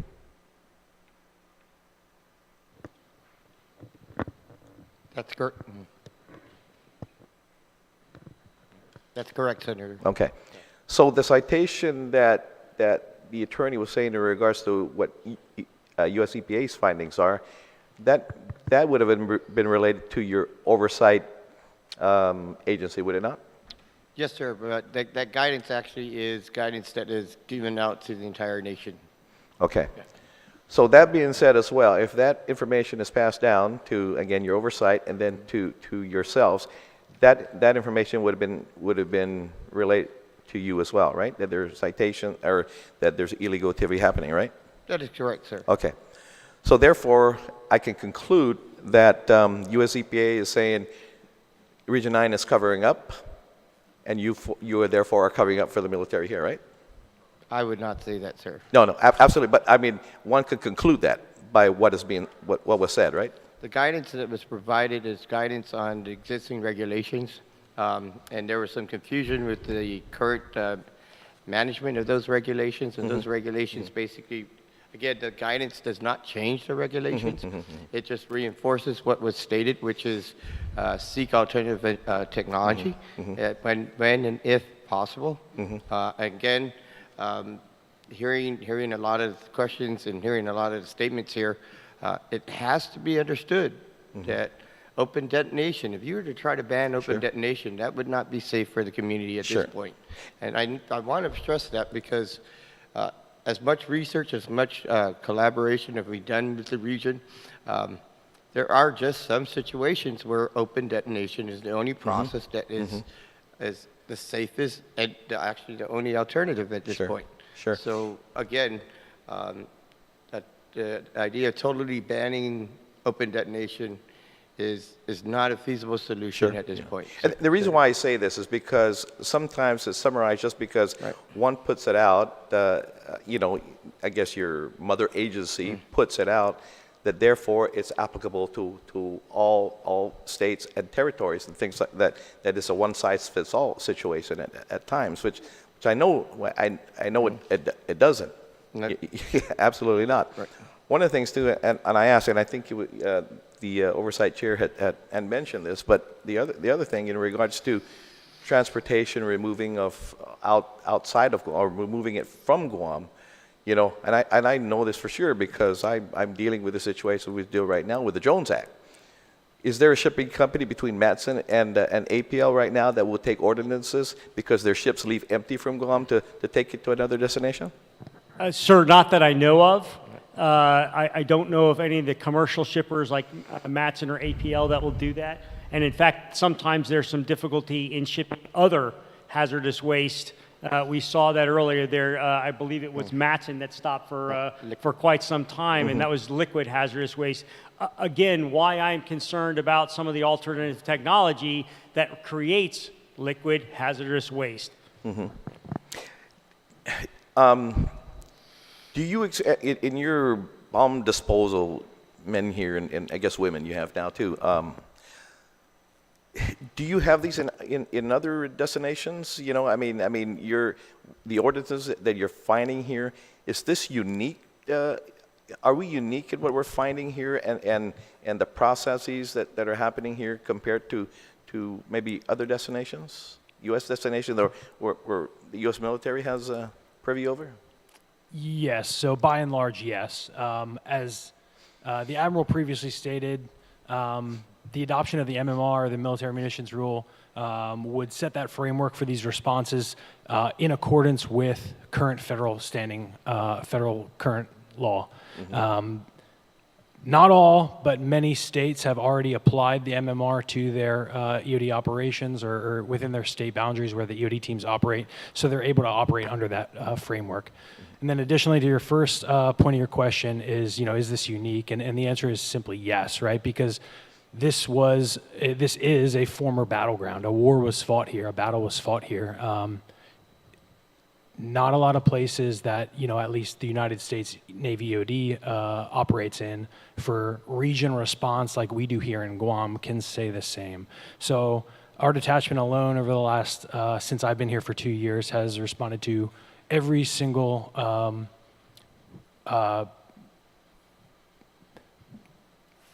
we've responded to ordnance as old as World War One, right? World War One, World War Two, and then up to current stores. But these are not limited, and the point of not knowing how many ordnance still exists on the island, there's no way to calculate that because that's what war is, and it's very unfortunate that we fight in wars, Sure. past, present, future. But it's a reality that we live. It's a reality Sure. that this island lived almost 80 years ago now. So the fact that we can't prescribe a certain amount and say, oh, we have 100 left, that will never happen, which is why it is imperative to keep emergency response a viable option in order to keep the public safe. If I might, let me just clarify one thing. We have Air Force and Navy explosive ordnance disposal. The Navy takes care from the airport south and anything in the water, and the Air Force does from the airport north. So we've divided the island up with our responses because sometimes there are multiple responses in a day. And to your point, sir, in the continental United States, with the exception of some Civil War era battlefields, which generally produce very, very small amounts of unexploded ordnance.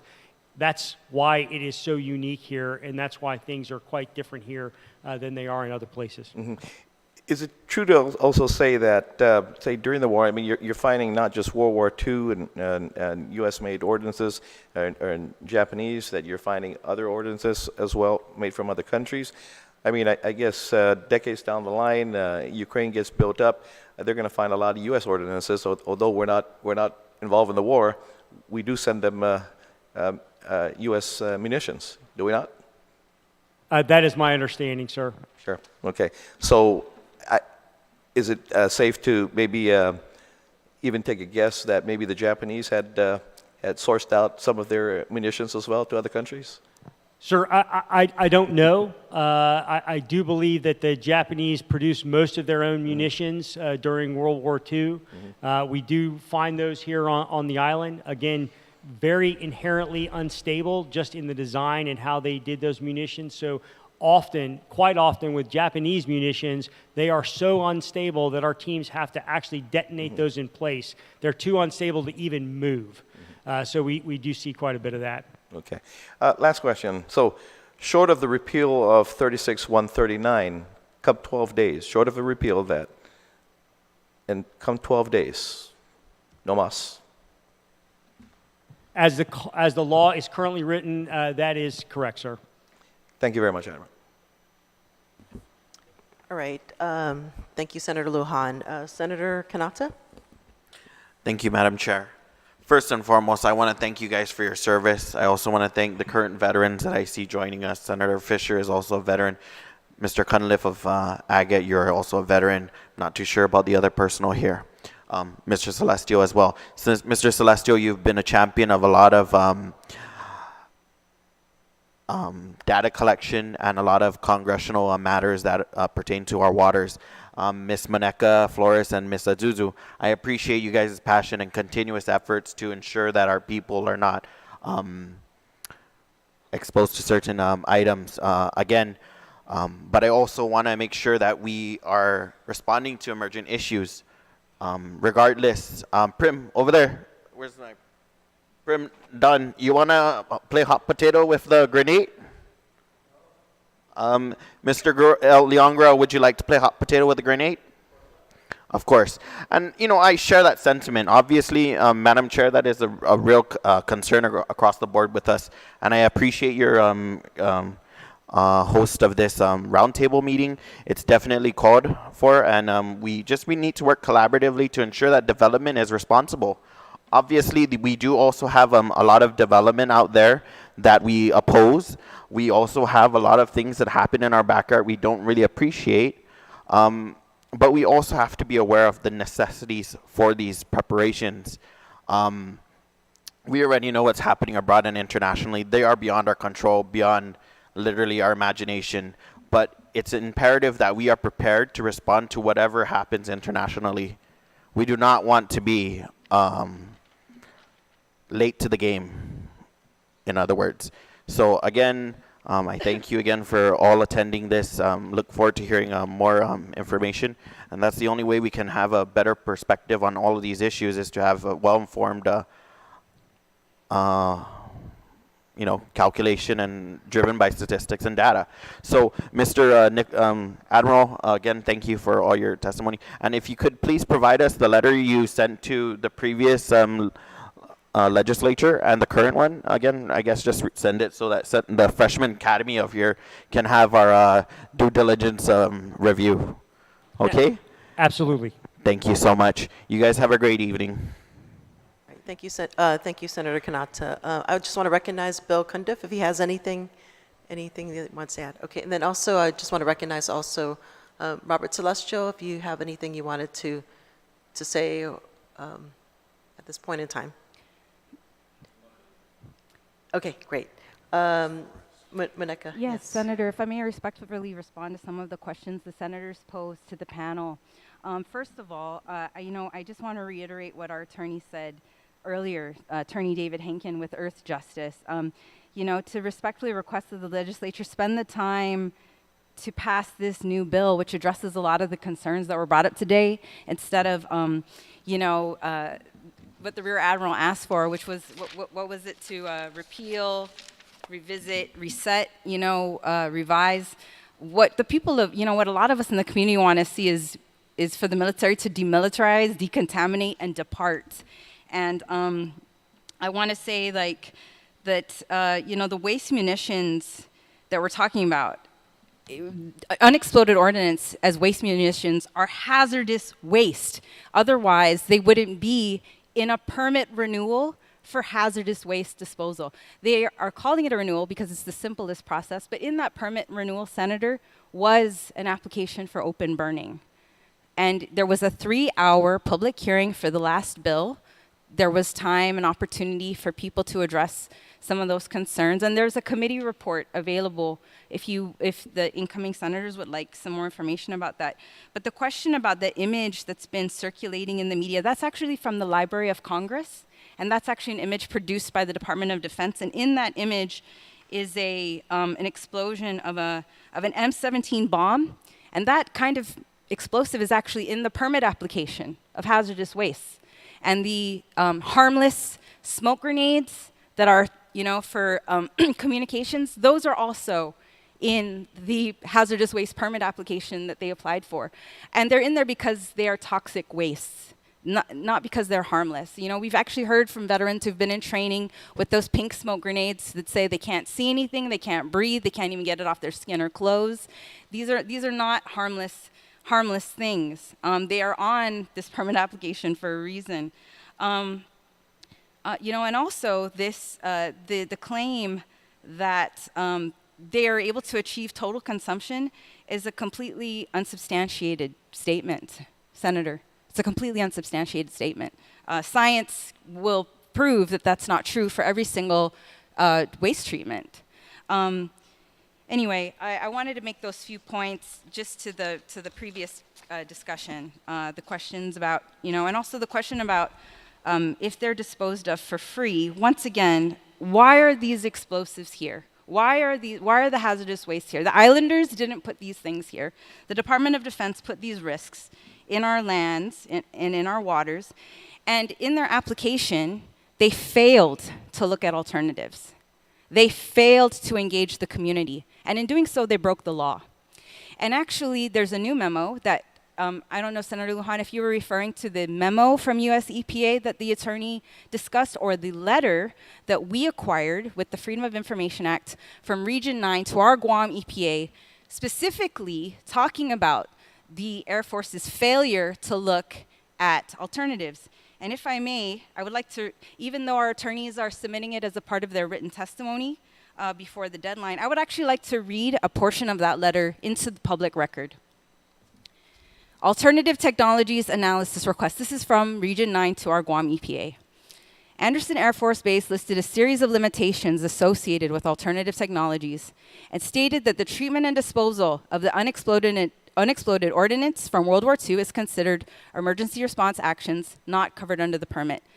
These limitations were accompanied by a statement that AFB is working to prepare an analysis with further details of our assessment of utilizing available alternative technologies and will keep you advised of our progress. This runs counter to the June 2022 EPA Open Burning, Open Detonation Policy Memo, confirming that evaluations of alternative treatment technologies are an existing requirement for permit renewals. The policy memo explicitly states, require owners and operators seeking an initial or renewal permit for OBOD to demonstrate that their waste explosives cannot safely be disposed of through other modes of treatment in order to qualify for the exception, and regions, states, and territories must not permit OBOD units that do not meet existing requirements.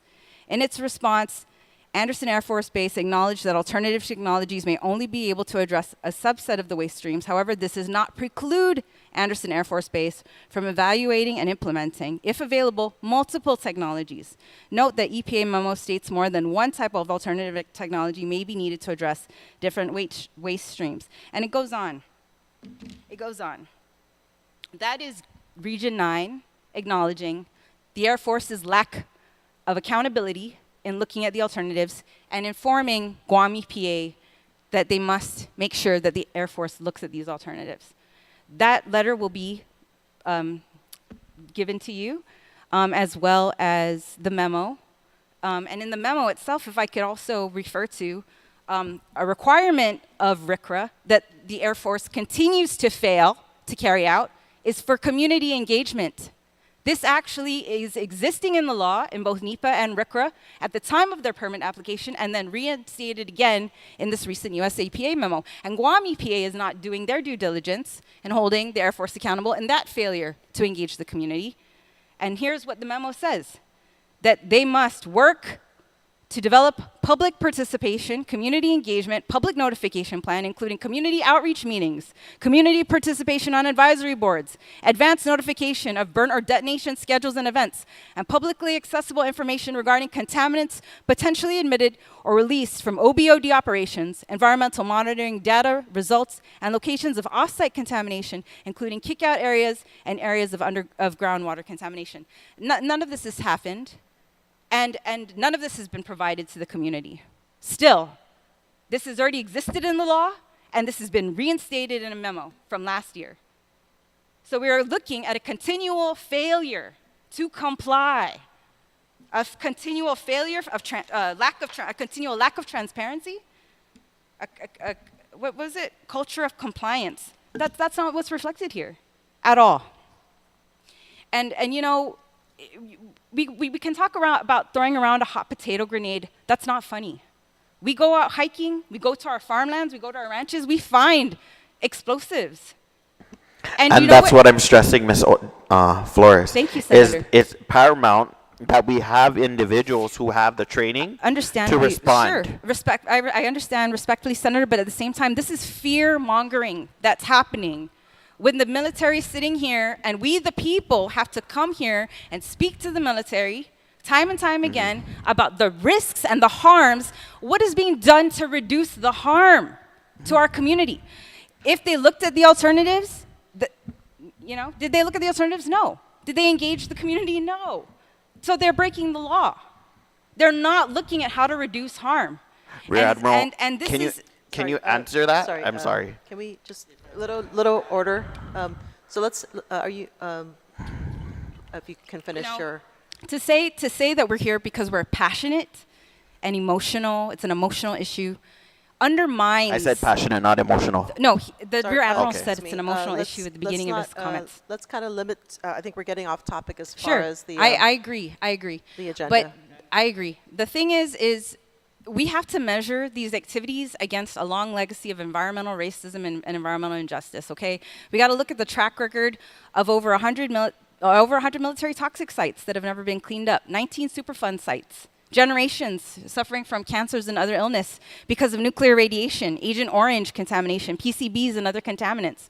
Open burn and open detonation. Now open burn is not an issue, but open detonation will bring all of these contaminants into our environment. There are absolutely no controls for air emissions.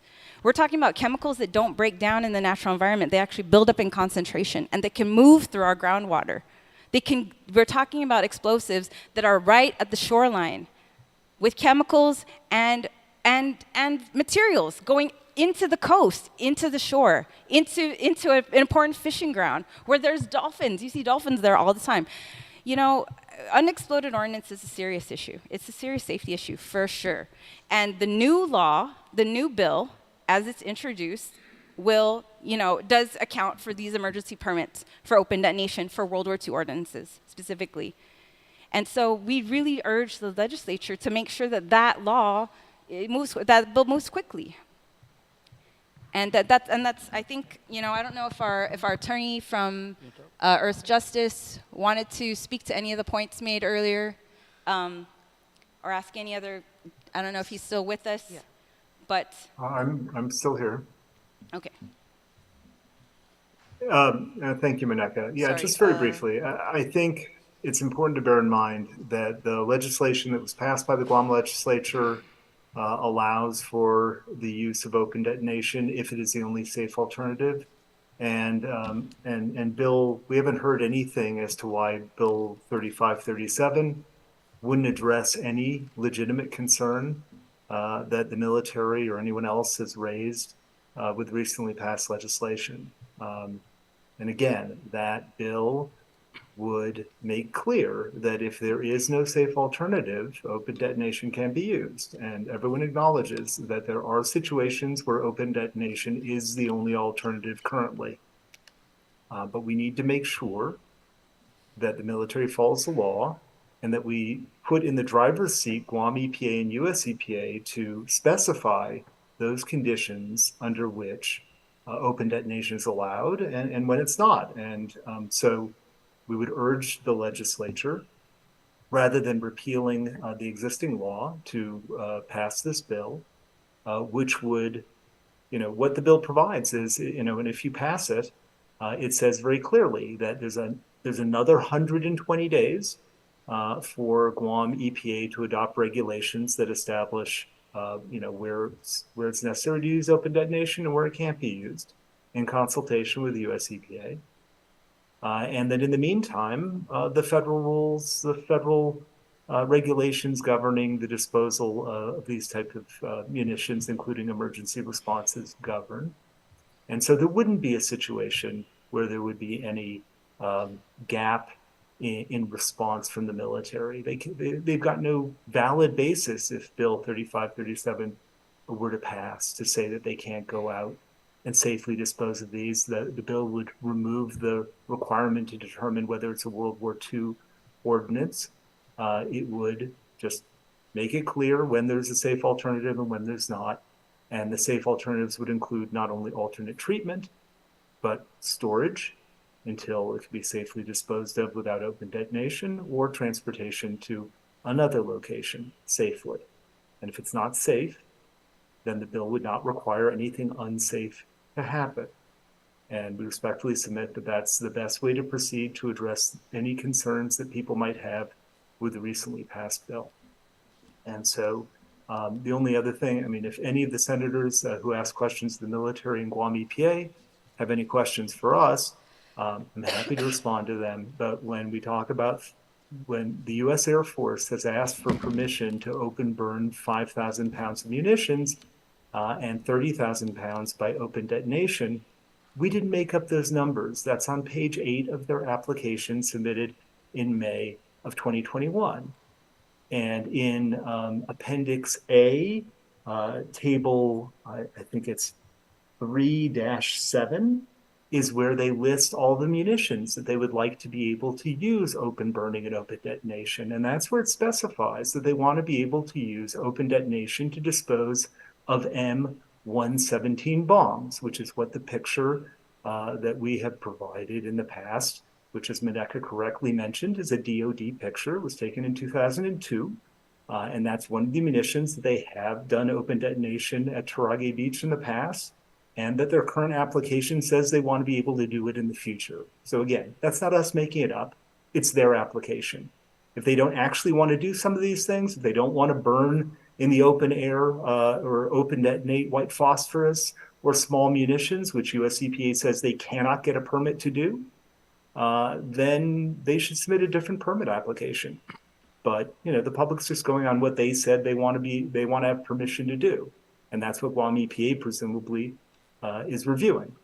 And as Maneka correctly said, nowhere did they ever take a serious look at alternate technologies as the law requires. And so their application is deficient and Guam EPA should reject it. And I think that's a good question for Guam EPA. Why haven't you rejected it and told them to go back to square one and do what the law requires? I'm available to believe answer we're any getting other questions we're you may moving have. away from the topic somewhat. I mean, it's related, but I think we're kind of moving away from the agenda for today, which is basically what are the regulations pertaining to open detonation, and how can we move forward with the passage of Public Law 36-139. But just to let you know, again, if I can reiterate, there is a bill for public hearing that's going to address a lot of the issues, concerns that have been brought to my attention. And so I think if we can include this on the upcoming session agenda, it would not pose the risk that you are stating to the community. I think if I can also go back to the question of so there was talk about what qualifies as waste and what doesn't qualify as waste, qualifies as waste. And there was a mention earlier that the training is not considered under this. Okay, so. That is correct. Okay. Is that regulated at all? No, Not ma'am. at all. So there's no cap on any of that. So if let's say something that's used for training is not even regulated, not quantified. Yeah, so again, you're absolutely correct, Senator. Training is listed as a material, so it's no longer a waste, so we don't have the regulatory oversight to manage materials that the DOD seems are as part of their operations. So we manage waste, hazardous waste as it stands now. But I do want to just say, because a couple of things came up that kind of bothered me a little bit, and I'm sorry it's going off track. First off, there's this perception or the thought and the discussion is that we've approved the Anderson permit. This is a 2021 permit, and we've taken our time, and we're making sure that we are covering all our bases. Part of a letter that went to, based on the submittal of that draft permit, was one, open burning should be shut down, and an analysis of the facility should be done. And so that would entail ensuring that the community is safe as far as the operations that were done. That's number one. Number two, we did say to the Brigadier General at the time that, yes, alternative technology needs to start being looked into. So to say that Guam EPA is totally neglected that duty is such a failure in statement that I'm offended, and I'm trying to keep my cool because that's not what we're doing. We are out here to do and protect the community and the environment, and we are doing it maybe not fast enough, but to say that we're not doing our job when we haven't approved the permit, and because of other needs, we have keeping the ongoing past permit in place, which of course already is banning open burning, is a need for this island. Again, not just for military operations, but for the emergency response that they conduct. So we are working at the best capacity that we have. And so to indicate that we are doing something wrong, I'm sorry. There are a lot of different factors that we need to look into. And overall health of the community and immediate impact of a UXO exploding versus something that maybe down the road can be detrimental. I know. You don't want anything detrimental. I know. DOD or a foreign company, a foreign country brought these in, and it was not the will or the desire of the community. But that does not mean we do not have to, we still have to address it, okay? And we have to address it with the most common sense and most safety for everything. So I understand the things, and I don't want it either. But that doesn't mean we can ignore what exists today. And that's what we're trying to achieve. Now, I'm glad that we have this new bill to amend the existing law. And there's a lot of things that we've worked with you, Senator, and your team. There's a lot of things we worked with the region. And so we are still banging doing our darndest to make sure that the community and the environment is serviced the best we can. There are guidelines, there are regulations that we have to uphold through our privacy that exist. So I just want to assure everybody that Guam EPA is out to ensure the safety of the community and the environment. Now, that may require additional conditions that don't exist now, and we will work on that because we have 160 days to come up with new regulations. So that's where we're at. So we were taking our time trying to figure out how to make the Anderson permit work with the existing regulations. New laws came in, it's kind of sidetracked us, but it's also, it's kind of put us, well, we're the horse before the cart. Do we do a permit and then change it because we got a new law and new regulations? No. So we're going to start working on the law and regulations as it exists so that our permit matches those new the new regulations that is mandated to Guam EPA to do. So again, I just wanted to make that clear. To think that we're ignoring the community's concerns is a false statement, because that's the last thing we are doing at Guam EPA. So I just want to make sure that that's understood, and maybe not to the best that some people think, but there are so many factors that are taken into account, and immediate danger versus long-term danger. They're both danger, but what do you want to do? What do you have to do to ensure the safety of the community? That's what we also look at. Thank you. Okay, so I guess another question that I have is so if we were to enact 3537, it addresses those concerns of emergency responses. Would it still be possible for the military to respond to any emergencies? It would be like a three-day period. Yeah, that's very problematic.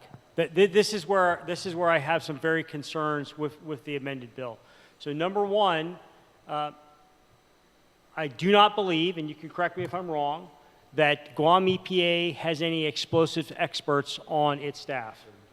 Okay, so there's a problem in having someone that does not have training to make a decision on something that can potentially kill somebody. So that is very problematic, number one. Number two, when the technicians get to the site and they look at the munition, again, as I've said, there are some that are so unstable, we have to actually blow them up where they sit. We can't even transport them. So anytime you add, in this case, you add time into the process, that's just more time that something could happen that was unintended. So I'm very concerned about delays. I'm very concerned about people that do not have the requisite training and knowledge making decisions about whether you can or cannot do something, and taking that out of the hands of the people that do have the requisite training and knowledge. So I still have issues with the amendments that the bill is going to do, because they still put us in a place where we are not doing things in the safest way for the community. So are you referring to public law or Bill 35-37? The bill, ma'am.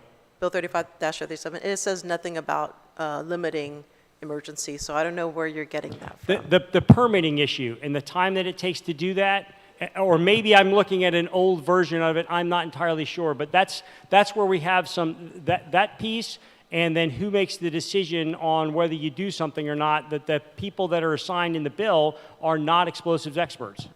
Yeah, so actually the bill allows for the current existing regulations to apply. So I think you're reading the wrong version. So I think what you're saying is not valid at this point. So, I mean, the thing is, we are working to address concerns. Public hearing is on Monday. We could, potentially expedite a hearing on this, or the session, to ensure that there's a quick passage to address these concerns.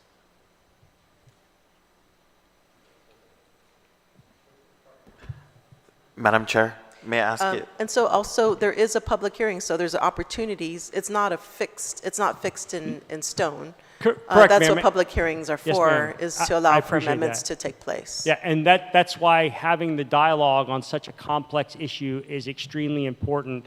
And I am at a loss to understand that if there is something that is causing us to move on something so quickly, I don't understand that. In my case right now, what's causing me to move very quickly is we have an expiration as the law is written. But barring that, we're talking about a very complex issue that has many different facets. As I said, there's legal issues, there are technical issues, and there are safety issues. And in my mind, it makes sense to take the time to fully explore all of these and not rush into something. And so that's where I have some concerns as well.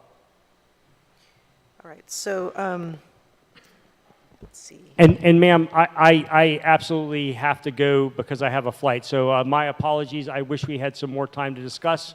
But I have a flight to catch and I have to get out of here so I can make it. So thank you very much for having me, and I'm sorry that I can't stay longer. All right, thank you. Is your staff going to stay for questions? Yes, we've got some folks from the environmental staff. They'll be able to answer some questions. Okay, well, thank you. Thank you for your time, too. I guess I have some questions regarding what do you have now stored up?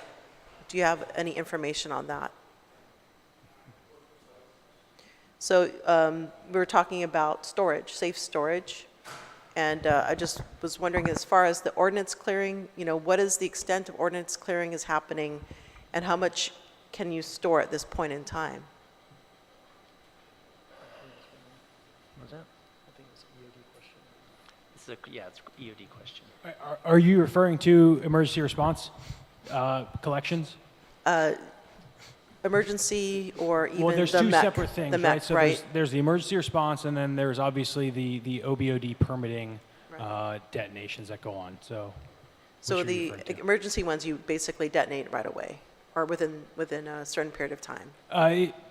That's what the Admiral was previously referring to as weather dependent, safety dependent based on manning, fire hazard, things like that. But the idea of emergency response is as soon as reasonably achievable, we detonate. Okay. So if you are talking about emergency response, I don't currently have the answer on me right now because I'm not at my magazine right now. And so you don't store these things? You don't store the emergency? We store them based on each individual operation until a reasonable delay does not exist. Okay. And so is there a such thing as safe storage for emergency unexploded ordinances? Are you referring in specific to any kind of publication or current law? Or is that your well, I'm terminology? asking what Is is- safe storage your terminology? Yeah, so, what is your procedures as far as storage of So we have emergency? a dedicated magazine for emergency response if a reasonable delay exists that we cannot dispose of it immediately. Okay, and then how much can you store at one time for emergencies? Realistically, I don't have the I don't have the number on top of my head. I believe the magazine itself is rated for 10,000 pounds, but I'd have to get back to you on that. 10,000. But that's a magazine rating in line with structural components of an unintended detonation within the magazine. Okay, and so, the Rear Admiral mentioned that he's going to stop receiving any kind of explosives after February 27th. I mean, considering that there's still this you still have the capacity to have this storage unit, if that there is a large capacity for storage at this point. I guess he's left, but I think that consideration hasn't been really, spoken about. Are you familiar with that? Yeah, so the idea is that when the UXO techs deem that the UXO can be safely moved they've made a determination that they're going to risk their life by putting it in a vehicle and going over bumpy roads to the naval magazine, then they will put it in a bunker until the time, like mentioned, environmental factors such as the weather. So the assumption is you're going to address that hazard as quickly as you can. The fact that we have a state-of-the-art magazine that can fit 10,000 pounds doesn't drive or doesn't negate the immediate need to address that UXO hazard quickly. In regards to, identifying these weapons, so World War II, Vietnam, in your experience, is this something that can easily be recognized? Can you repeat the actual question So again? World War II ordinances, are they easily recognized? Versus Vietnam, is that your Versus question? others, yeah. No. And the reason for that is because of potential degradation, right? So one, EOD doesn't date ordnance. That's not part of our job description. As the Admiral mentioned, in order to do that, you could potentially have to undertake a more dangerous approach. With the ordnance, you're at that point, I would categorize it as potentially mishandling ordnance if your intent is to date it, which is severely dangerous and no EOD tech would do. But because of degradation due to environmentals, if the ordnance item was buried, and then just overall manufacturing and mass manufacturing that occurred prior to modern technologies, not all of them have a specific readable, legible date stamp on them. Some of them are imprinted, which rusts over and impacts. Some of them are etched, right? And depending on the material, if it rusts, once you clear that rust, even if you were to attempt a date on these things, once you clear the rust, you're not magically going to get the date on there. If you're clearing the rust, you're also inherently clearing the metal that it is made of. So there's a potential that even if you wanted to date these things, you could remove it in your attempt to do so. Yeah, so what this bill, actually, public law can allow for that because Guam EPA can provide rules and regulations. So in the case that maybe the deterioration is so great, EPA can maybe make that call and say that this is a World War II ordinance. I mean, that's still applicable. I mean, all we need is Guam EPA to make that regulation. And So can I just I clarify, don't think that would necessarily So are stop you stop the saying- capacity for, I mean, the law basically says that Guam EPA shall require a permit and that they will be developing rules and regs. And I think at this point it can be, identified as if a weapon is deteriorated to that point, it could potentially be fit within the law. Can I speak, Speaker? Sure. So one, the statement is true. We do not have any EOD, current EOD specialists at Guam EPA. And so in reviewing the current law and the amended law and knowing that we have to put rules and regulations together, one of the things that we often refer to is leave the technical expertise to the experts, and that is not us. But with that being said, the concept of a permit for an emergency response, I think, is being blown out of proportion here. Our concept that we're looking at is more of a notification with a follow-up within 2, 3, 4, 5 days that the permit application be submitted, because by no means are we taking the job nor the responsibility of the EOD, DOD, EOD teams that are on island. But again, for the intent of the law, to make sure that Guam EPA has all the inventory of blown and treated munitions, that is something that we would fit in. So maybe the term permitting of emergency response actions is kind of maybe misunderstood. It would be like a call in to our emergency call is how we're looking at this. And even if this, for some bizarre reason, Guam EPA emergency response team isn't notified, and again, that's a better thing is the notification so that we can follow up with a permit after the fact. we would also work in conjunction with US EPA Region 9 on-scene coordinators who also have a 24/7 emergency call-in number. And if they could not, for some reason, get a hold of us, they would get a hold of US EPA, and they would have that same ability to acknowledge that an emergency situation is at hand. The technicians, the EOD technicians or the EOD personnel that are there would make the best call. But again, it's a notification that would be followed up with a permit so that we would know exactly what was blown in place or taken to a storage area. Thank you. So just for clarification, so you're saying these emergency procedures are still untouched? Well, so technically, and I think the Admiral touched on this a little bit.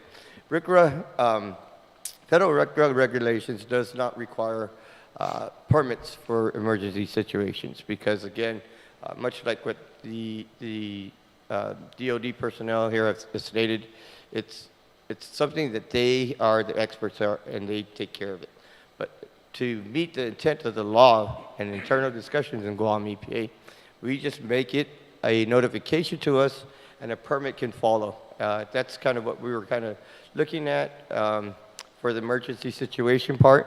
DoD again expressed the request, well, how about you just give us a blanket 1-year emergency response EOD detonation permit. We can't do that. Again, as stated earlier, we only are allowed a 90-day permit, and it's more per operation or response.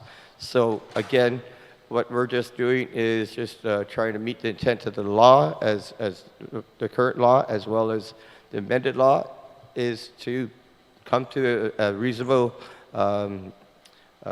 conclusion that if you notify us, we say okay, and then we can follow up with a permit after the fact. So that's kind of how we're trying to address it and how we hope to address it in our upcoming draft regulations that we're mandated to do. Thank you. So we do have another testimony. I just want to open it up to, Robert Celestio, did you have anything to add? Okay. So I believe Maneka is reading something into the record on behalf of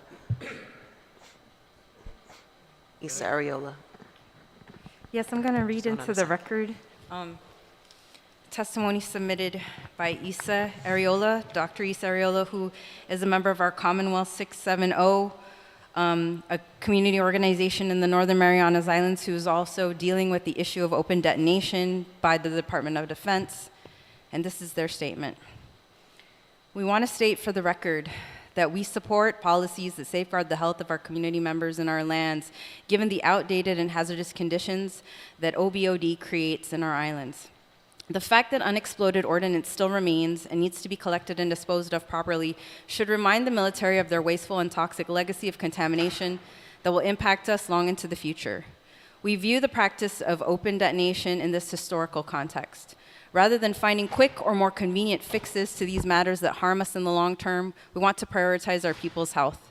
The ordinance reminds us to be cognizant of the generations to come that will bear the brunt of these detrimental practices if we let them occur. The proper disposal of unexploded ordnance shouldn't be a crutch for keeping such destructive practices around. Sizus Masi, and thank you for the opportunity to express our support for policies intended to protect our islands and future generations. And again, that is submitted by Dr. Isa Areola of our Commonwealth 670. All right, thank you. I want to recognize Don Kanata. Is he still here? He stepped out, okay. I think he wanted to say something. Okay, so I guess the last round of questions, Senator Lujan. Okay. Lieutenant and Captain, so come 12 days, based on the Admiral's statement to us in regards to if the law is not repealed, in 12 days, should the Admiral still allow you to go out and do your work, which I highly doubt that he will, based on what he said, based on the identification that you have to identify and all that, is there a great risk that if you go through the extent of what the law says, that there's a great possibility that you'll lose your lives in doing so? So Captain Kiesling, Anderson Air Force Base, Explosive Ordnance Disposal. Any attempt to date an ordinance could, so high explosive, heat shock influence, that is what will initiate an explosion. Any attempt to date an ordinance, movement, extra exposure to the elements, any sort of vibration of that sort increases the risk and provides potential for an unintended detonation. So anything other than adhering explicitly to our procedures is unnecessary risk to both the operator, property in the area, and any additional personnel in that area. Because the question was asked earlier in regards to the rules and regulations that the EPA will have to put together. You are the people on site that make that decision right then and there, whether or not you can transport them or have to explode them in that place, because it's already been compromised. It's already compromised, been dug up and all that, and maybe your continued search for whatever it is, you had further compromised that ordinance, right? I mean, and so even more so, if you were to adhere to the public law, and you're saying that would further compromise the munition, the ordinance that is in place? It has the potential, based on the current verbiage in the law, that if we are required to date that to be World War II ordinance, yes. Okay. One question to Guam EPA. You were given, I think in 36-139, 120 days to come up with rules and regulations. Is that a feasible amount of time, knowing that you probably have to maybe consult with your oversight agencies and all that? Is that a reasonable time? That's 4 months, right? Is that? That is a really tight schedule, and but you know, as the Admiral said, it's a complex issue. Right. So I'm just wondering if it's complex for him, but easier for you guys. Just on the dynamics and what is required to come up with regs, it's a tight schedule. It's not impossible, but it's a tight schedule. I mean, when we come up with our draft regs, to do it right, we would have stakeholder meetings, we would have public comment period, and then we would have to have approval by this body, and they would also probably have their own public hearing if need be, and so it would be tight. There's no doubt about it, but is it impossible? No. Would I be feel better if we had a longer time? Sure, but you know, we do what we need to do, and we will. I guess will accomplish. I guess my question is to do it right, you know, and rather, I mean, to do it right, you know, in the first shot, to be able to do it. If you were given and say, hey, we're going to do this right because it's a complex issue, what would that time frame look like then? So again, Senator, we've been in constant discussion with the region. I mean, constant. It's been a major point of discussion with everything else going on. We have you know, base load generator being built. We have a military base being built. But this has been a very high point of discussion. Now, some of the things that can make our job a little bit easier is that whole old cliche, why reinvent the wheel when it's already been done? So there are some areas that we're going to be looking at that have already met the guidance that has been put out since last year, and we feel is pretty close to the intent of the law that has been put forth, and the amendments that have been amendments to the new law or the new bill that we will have the public hearing on Monday to have these discussions, and so that we are not, at least that's the good part, we're not starting from scratch. So we have a basis to follow. Again, would more time be feasible? Sure. But can we do it? I have a great team that will make it happen. So I'm you know, they're probably kicking me, you know, in their mind saying, come on, just ask for more time. But you know what? It's something that we've constantly been in discussion with the region, and if seeing if we could get some of that. Our biggest problem is trying to deal with the 2021 permit while still do this loss. That's our biggest problem. If we could just do one at a time, that'd be great, but we don't have that luxury. So again, we're trying to address the law to do the new regulations, and we will look around the region, if not the nation, to identify areas that already have this done, and then we can cherry pick, so to speak, those regulations. Are some of these the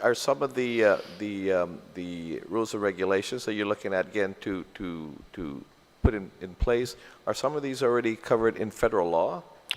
Yes, even in our current law, they're already covered, but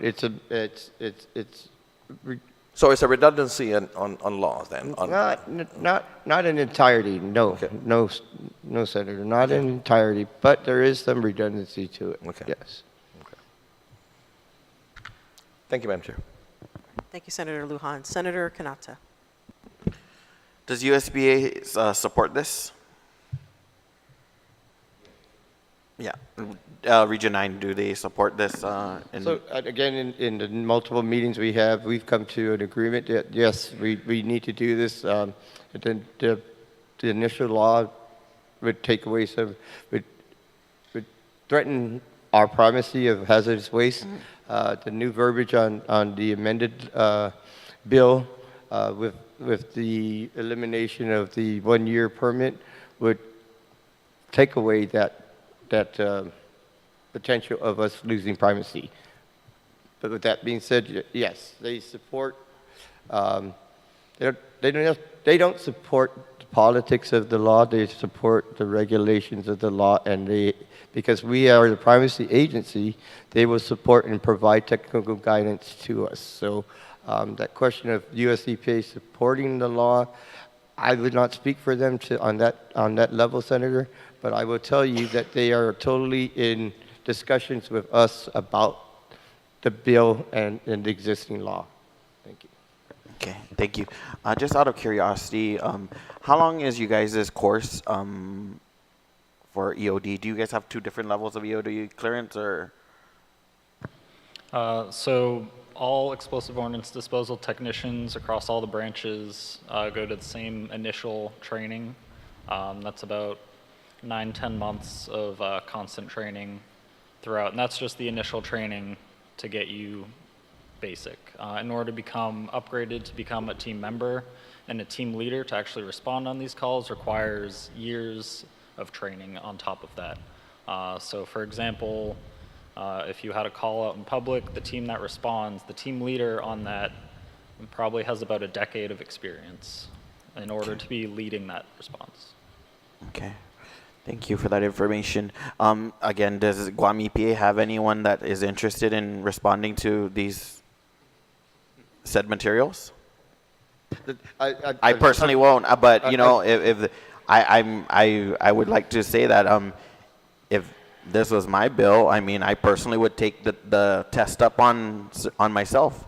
Yeah. If I trust that there are alternative avenues that we can take, then take the ride. Has any ordinance ever exploded during transport? But you guys take the risk, understood, correct?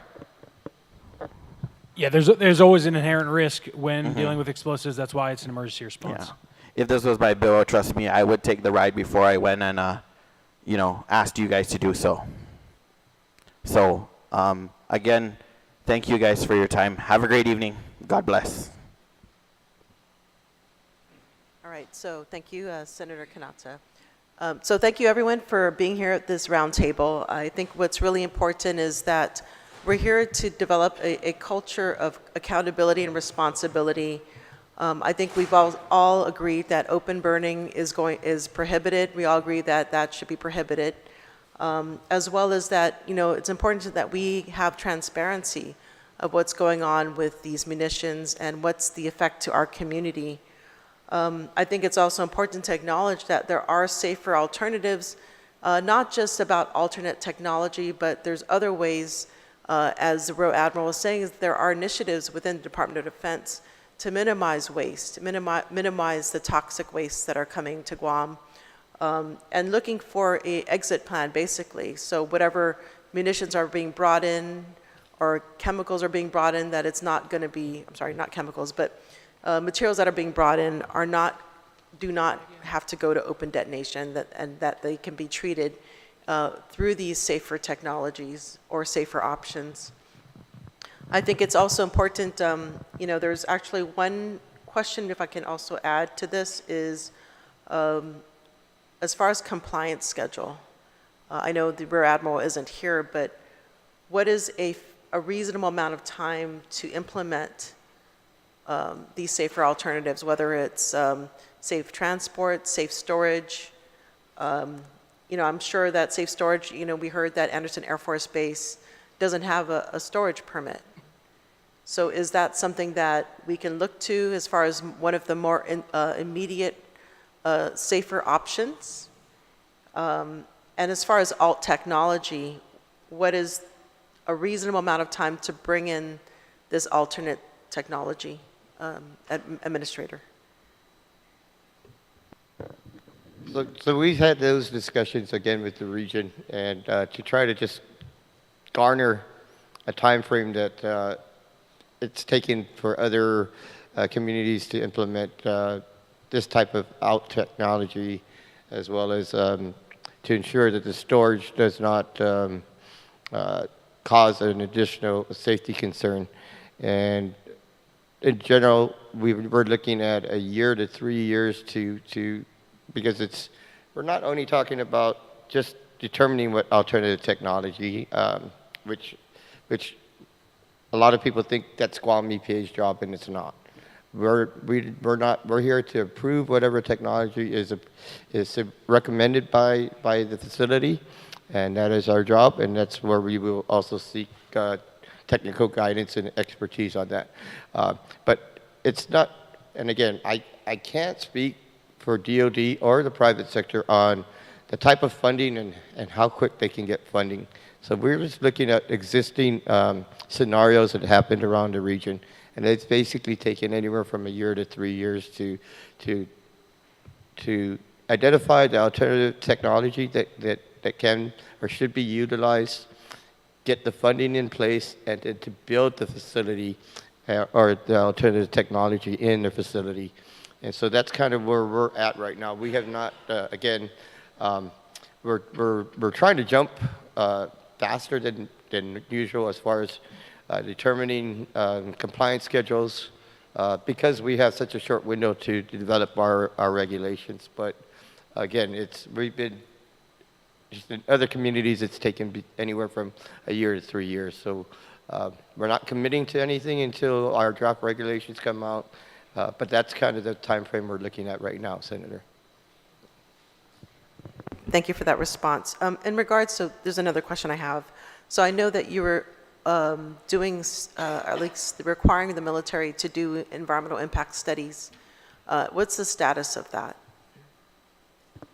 So again, with the guidance that was given, and based on our initial review and the guidance given, we provided a letter that requesting that the OB facility be closed, and it generally basically has, and then as you can hear, it's been an agreement that they're not going to use it anymore. So that's a good thing. But we've also requested that because part of their permits that have been submitted in the past, that they do clean closure for the facility. And clean closure basically means what it states, that the facility will not leave any contamination back. So we basically indicated, well, why don't you do a full-blown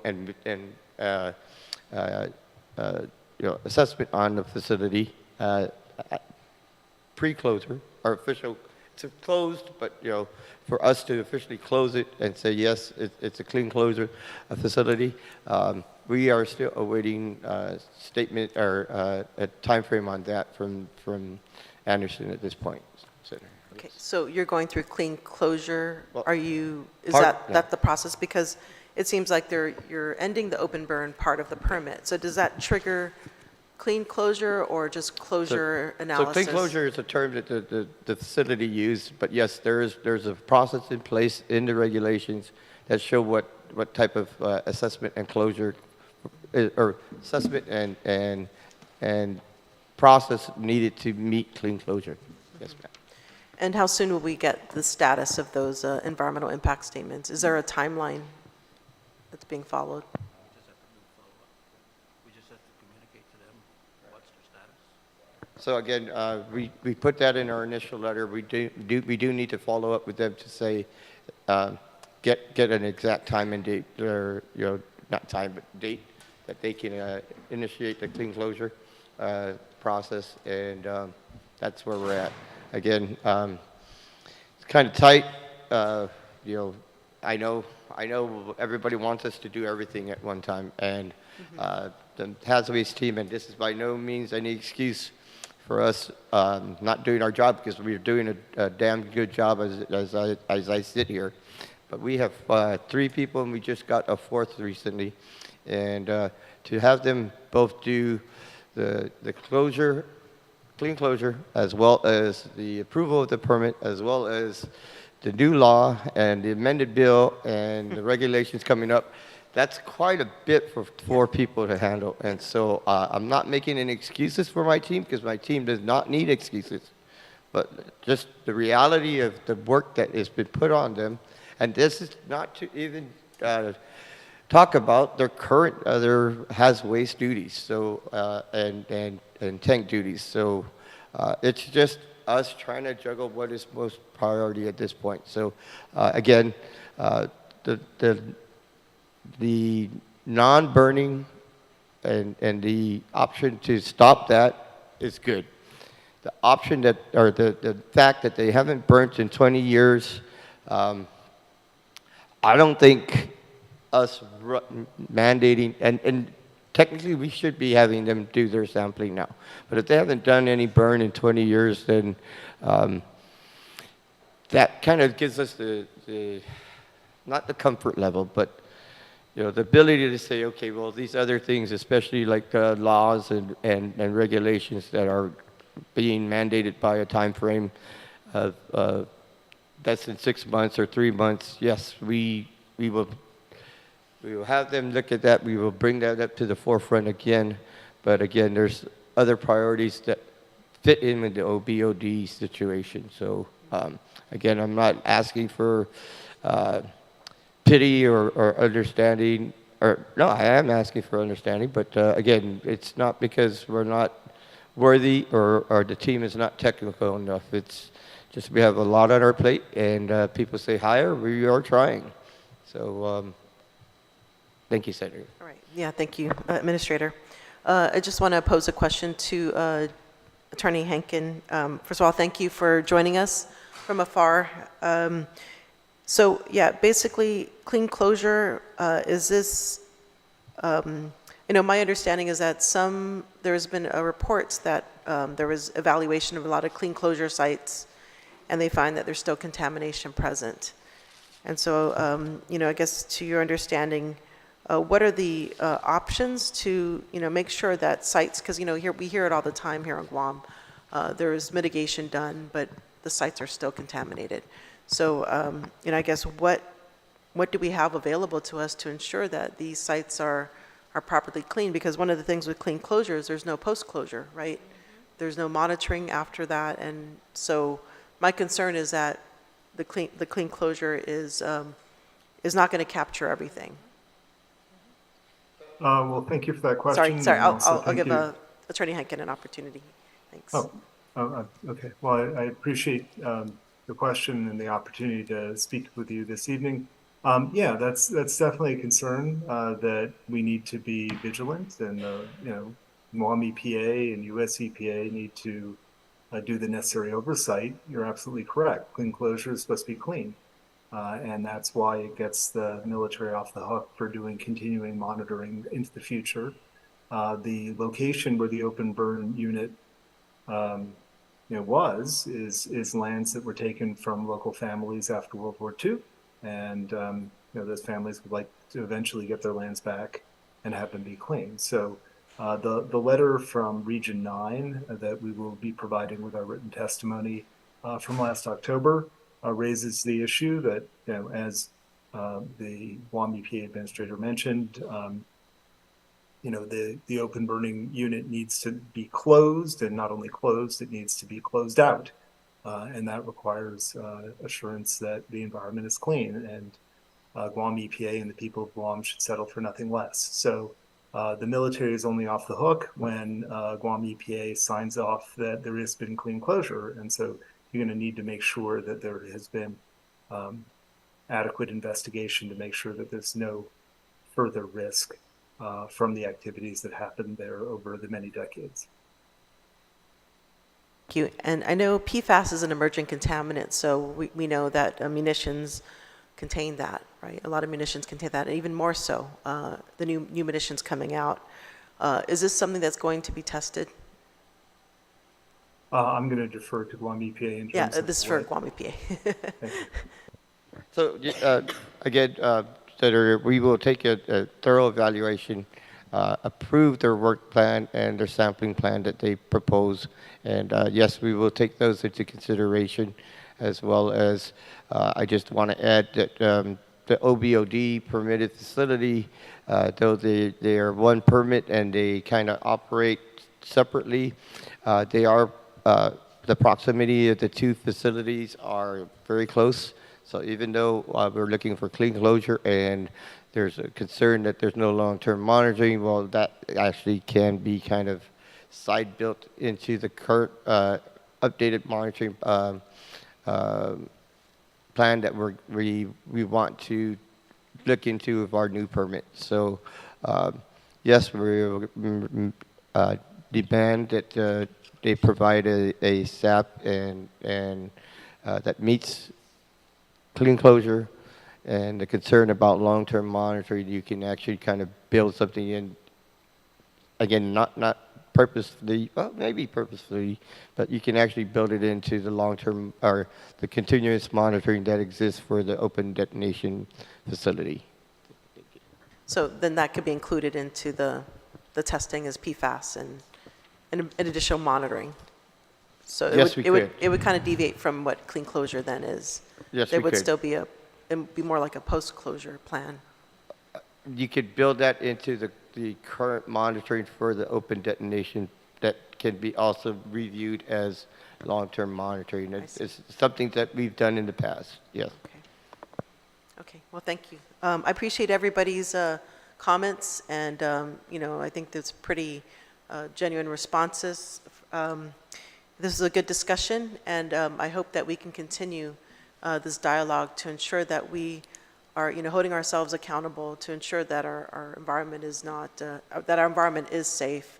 I do have a lot of concerns, though, that, with there's no cap in the detonation of unexploded ordnances, and that it doesn't seem like there's an end in sight according to the testimony that was provided here.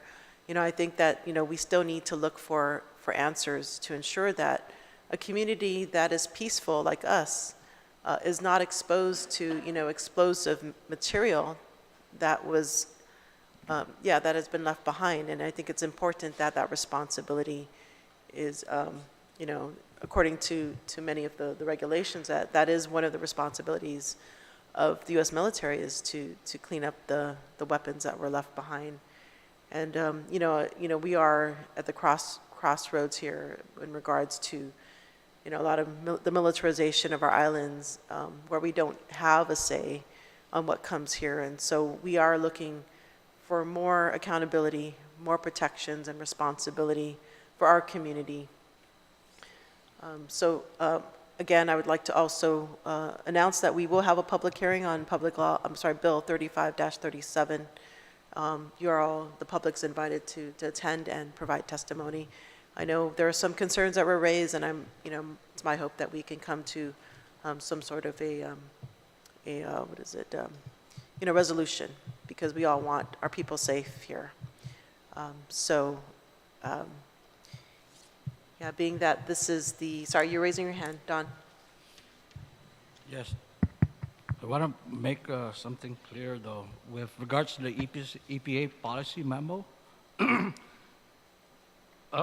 EPA acknowledged in its recent policy memo that OBOD will still be needed to treat waste explosives that do not yet have safe modes of treatment.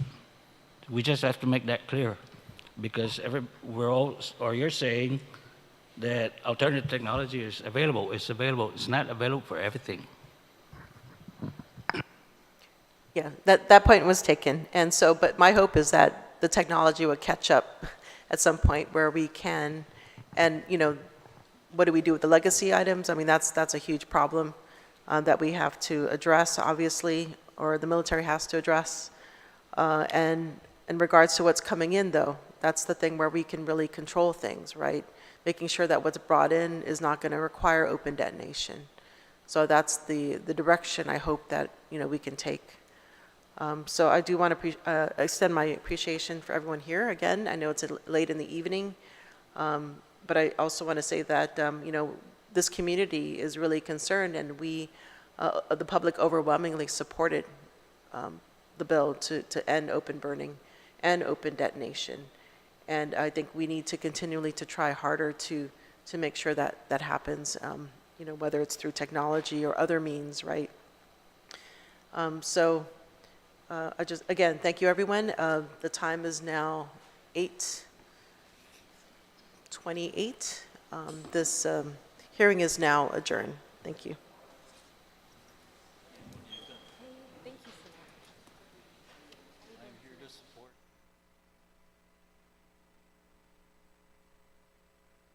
Thank you, Avi.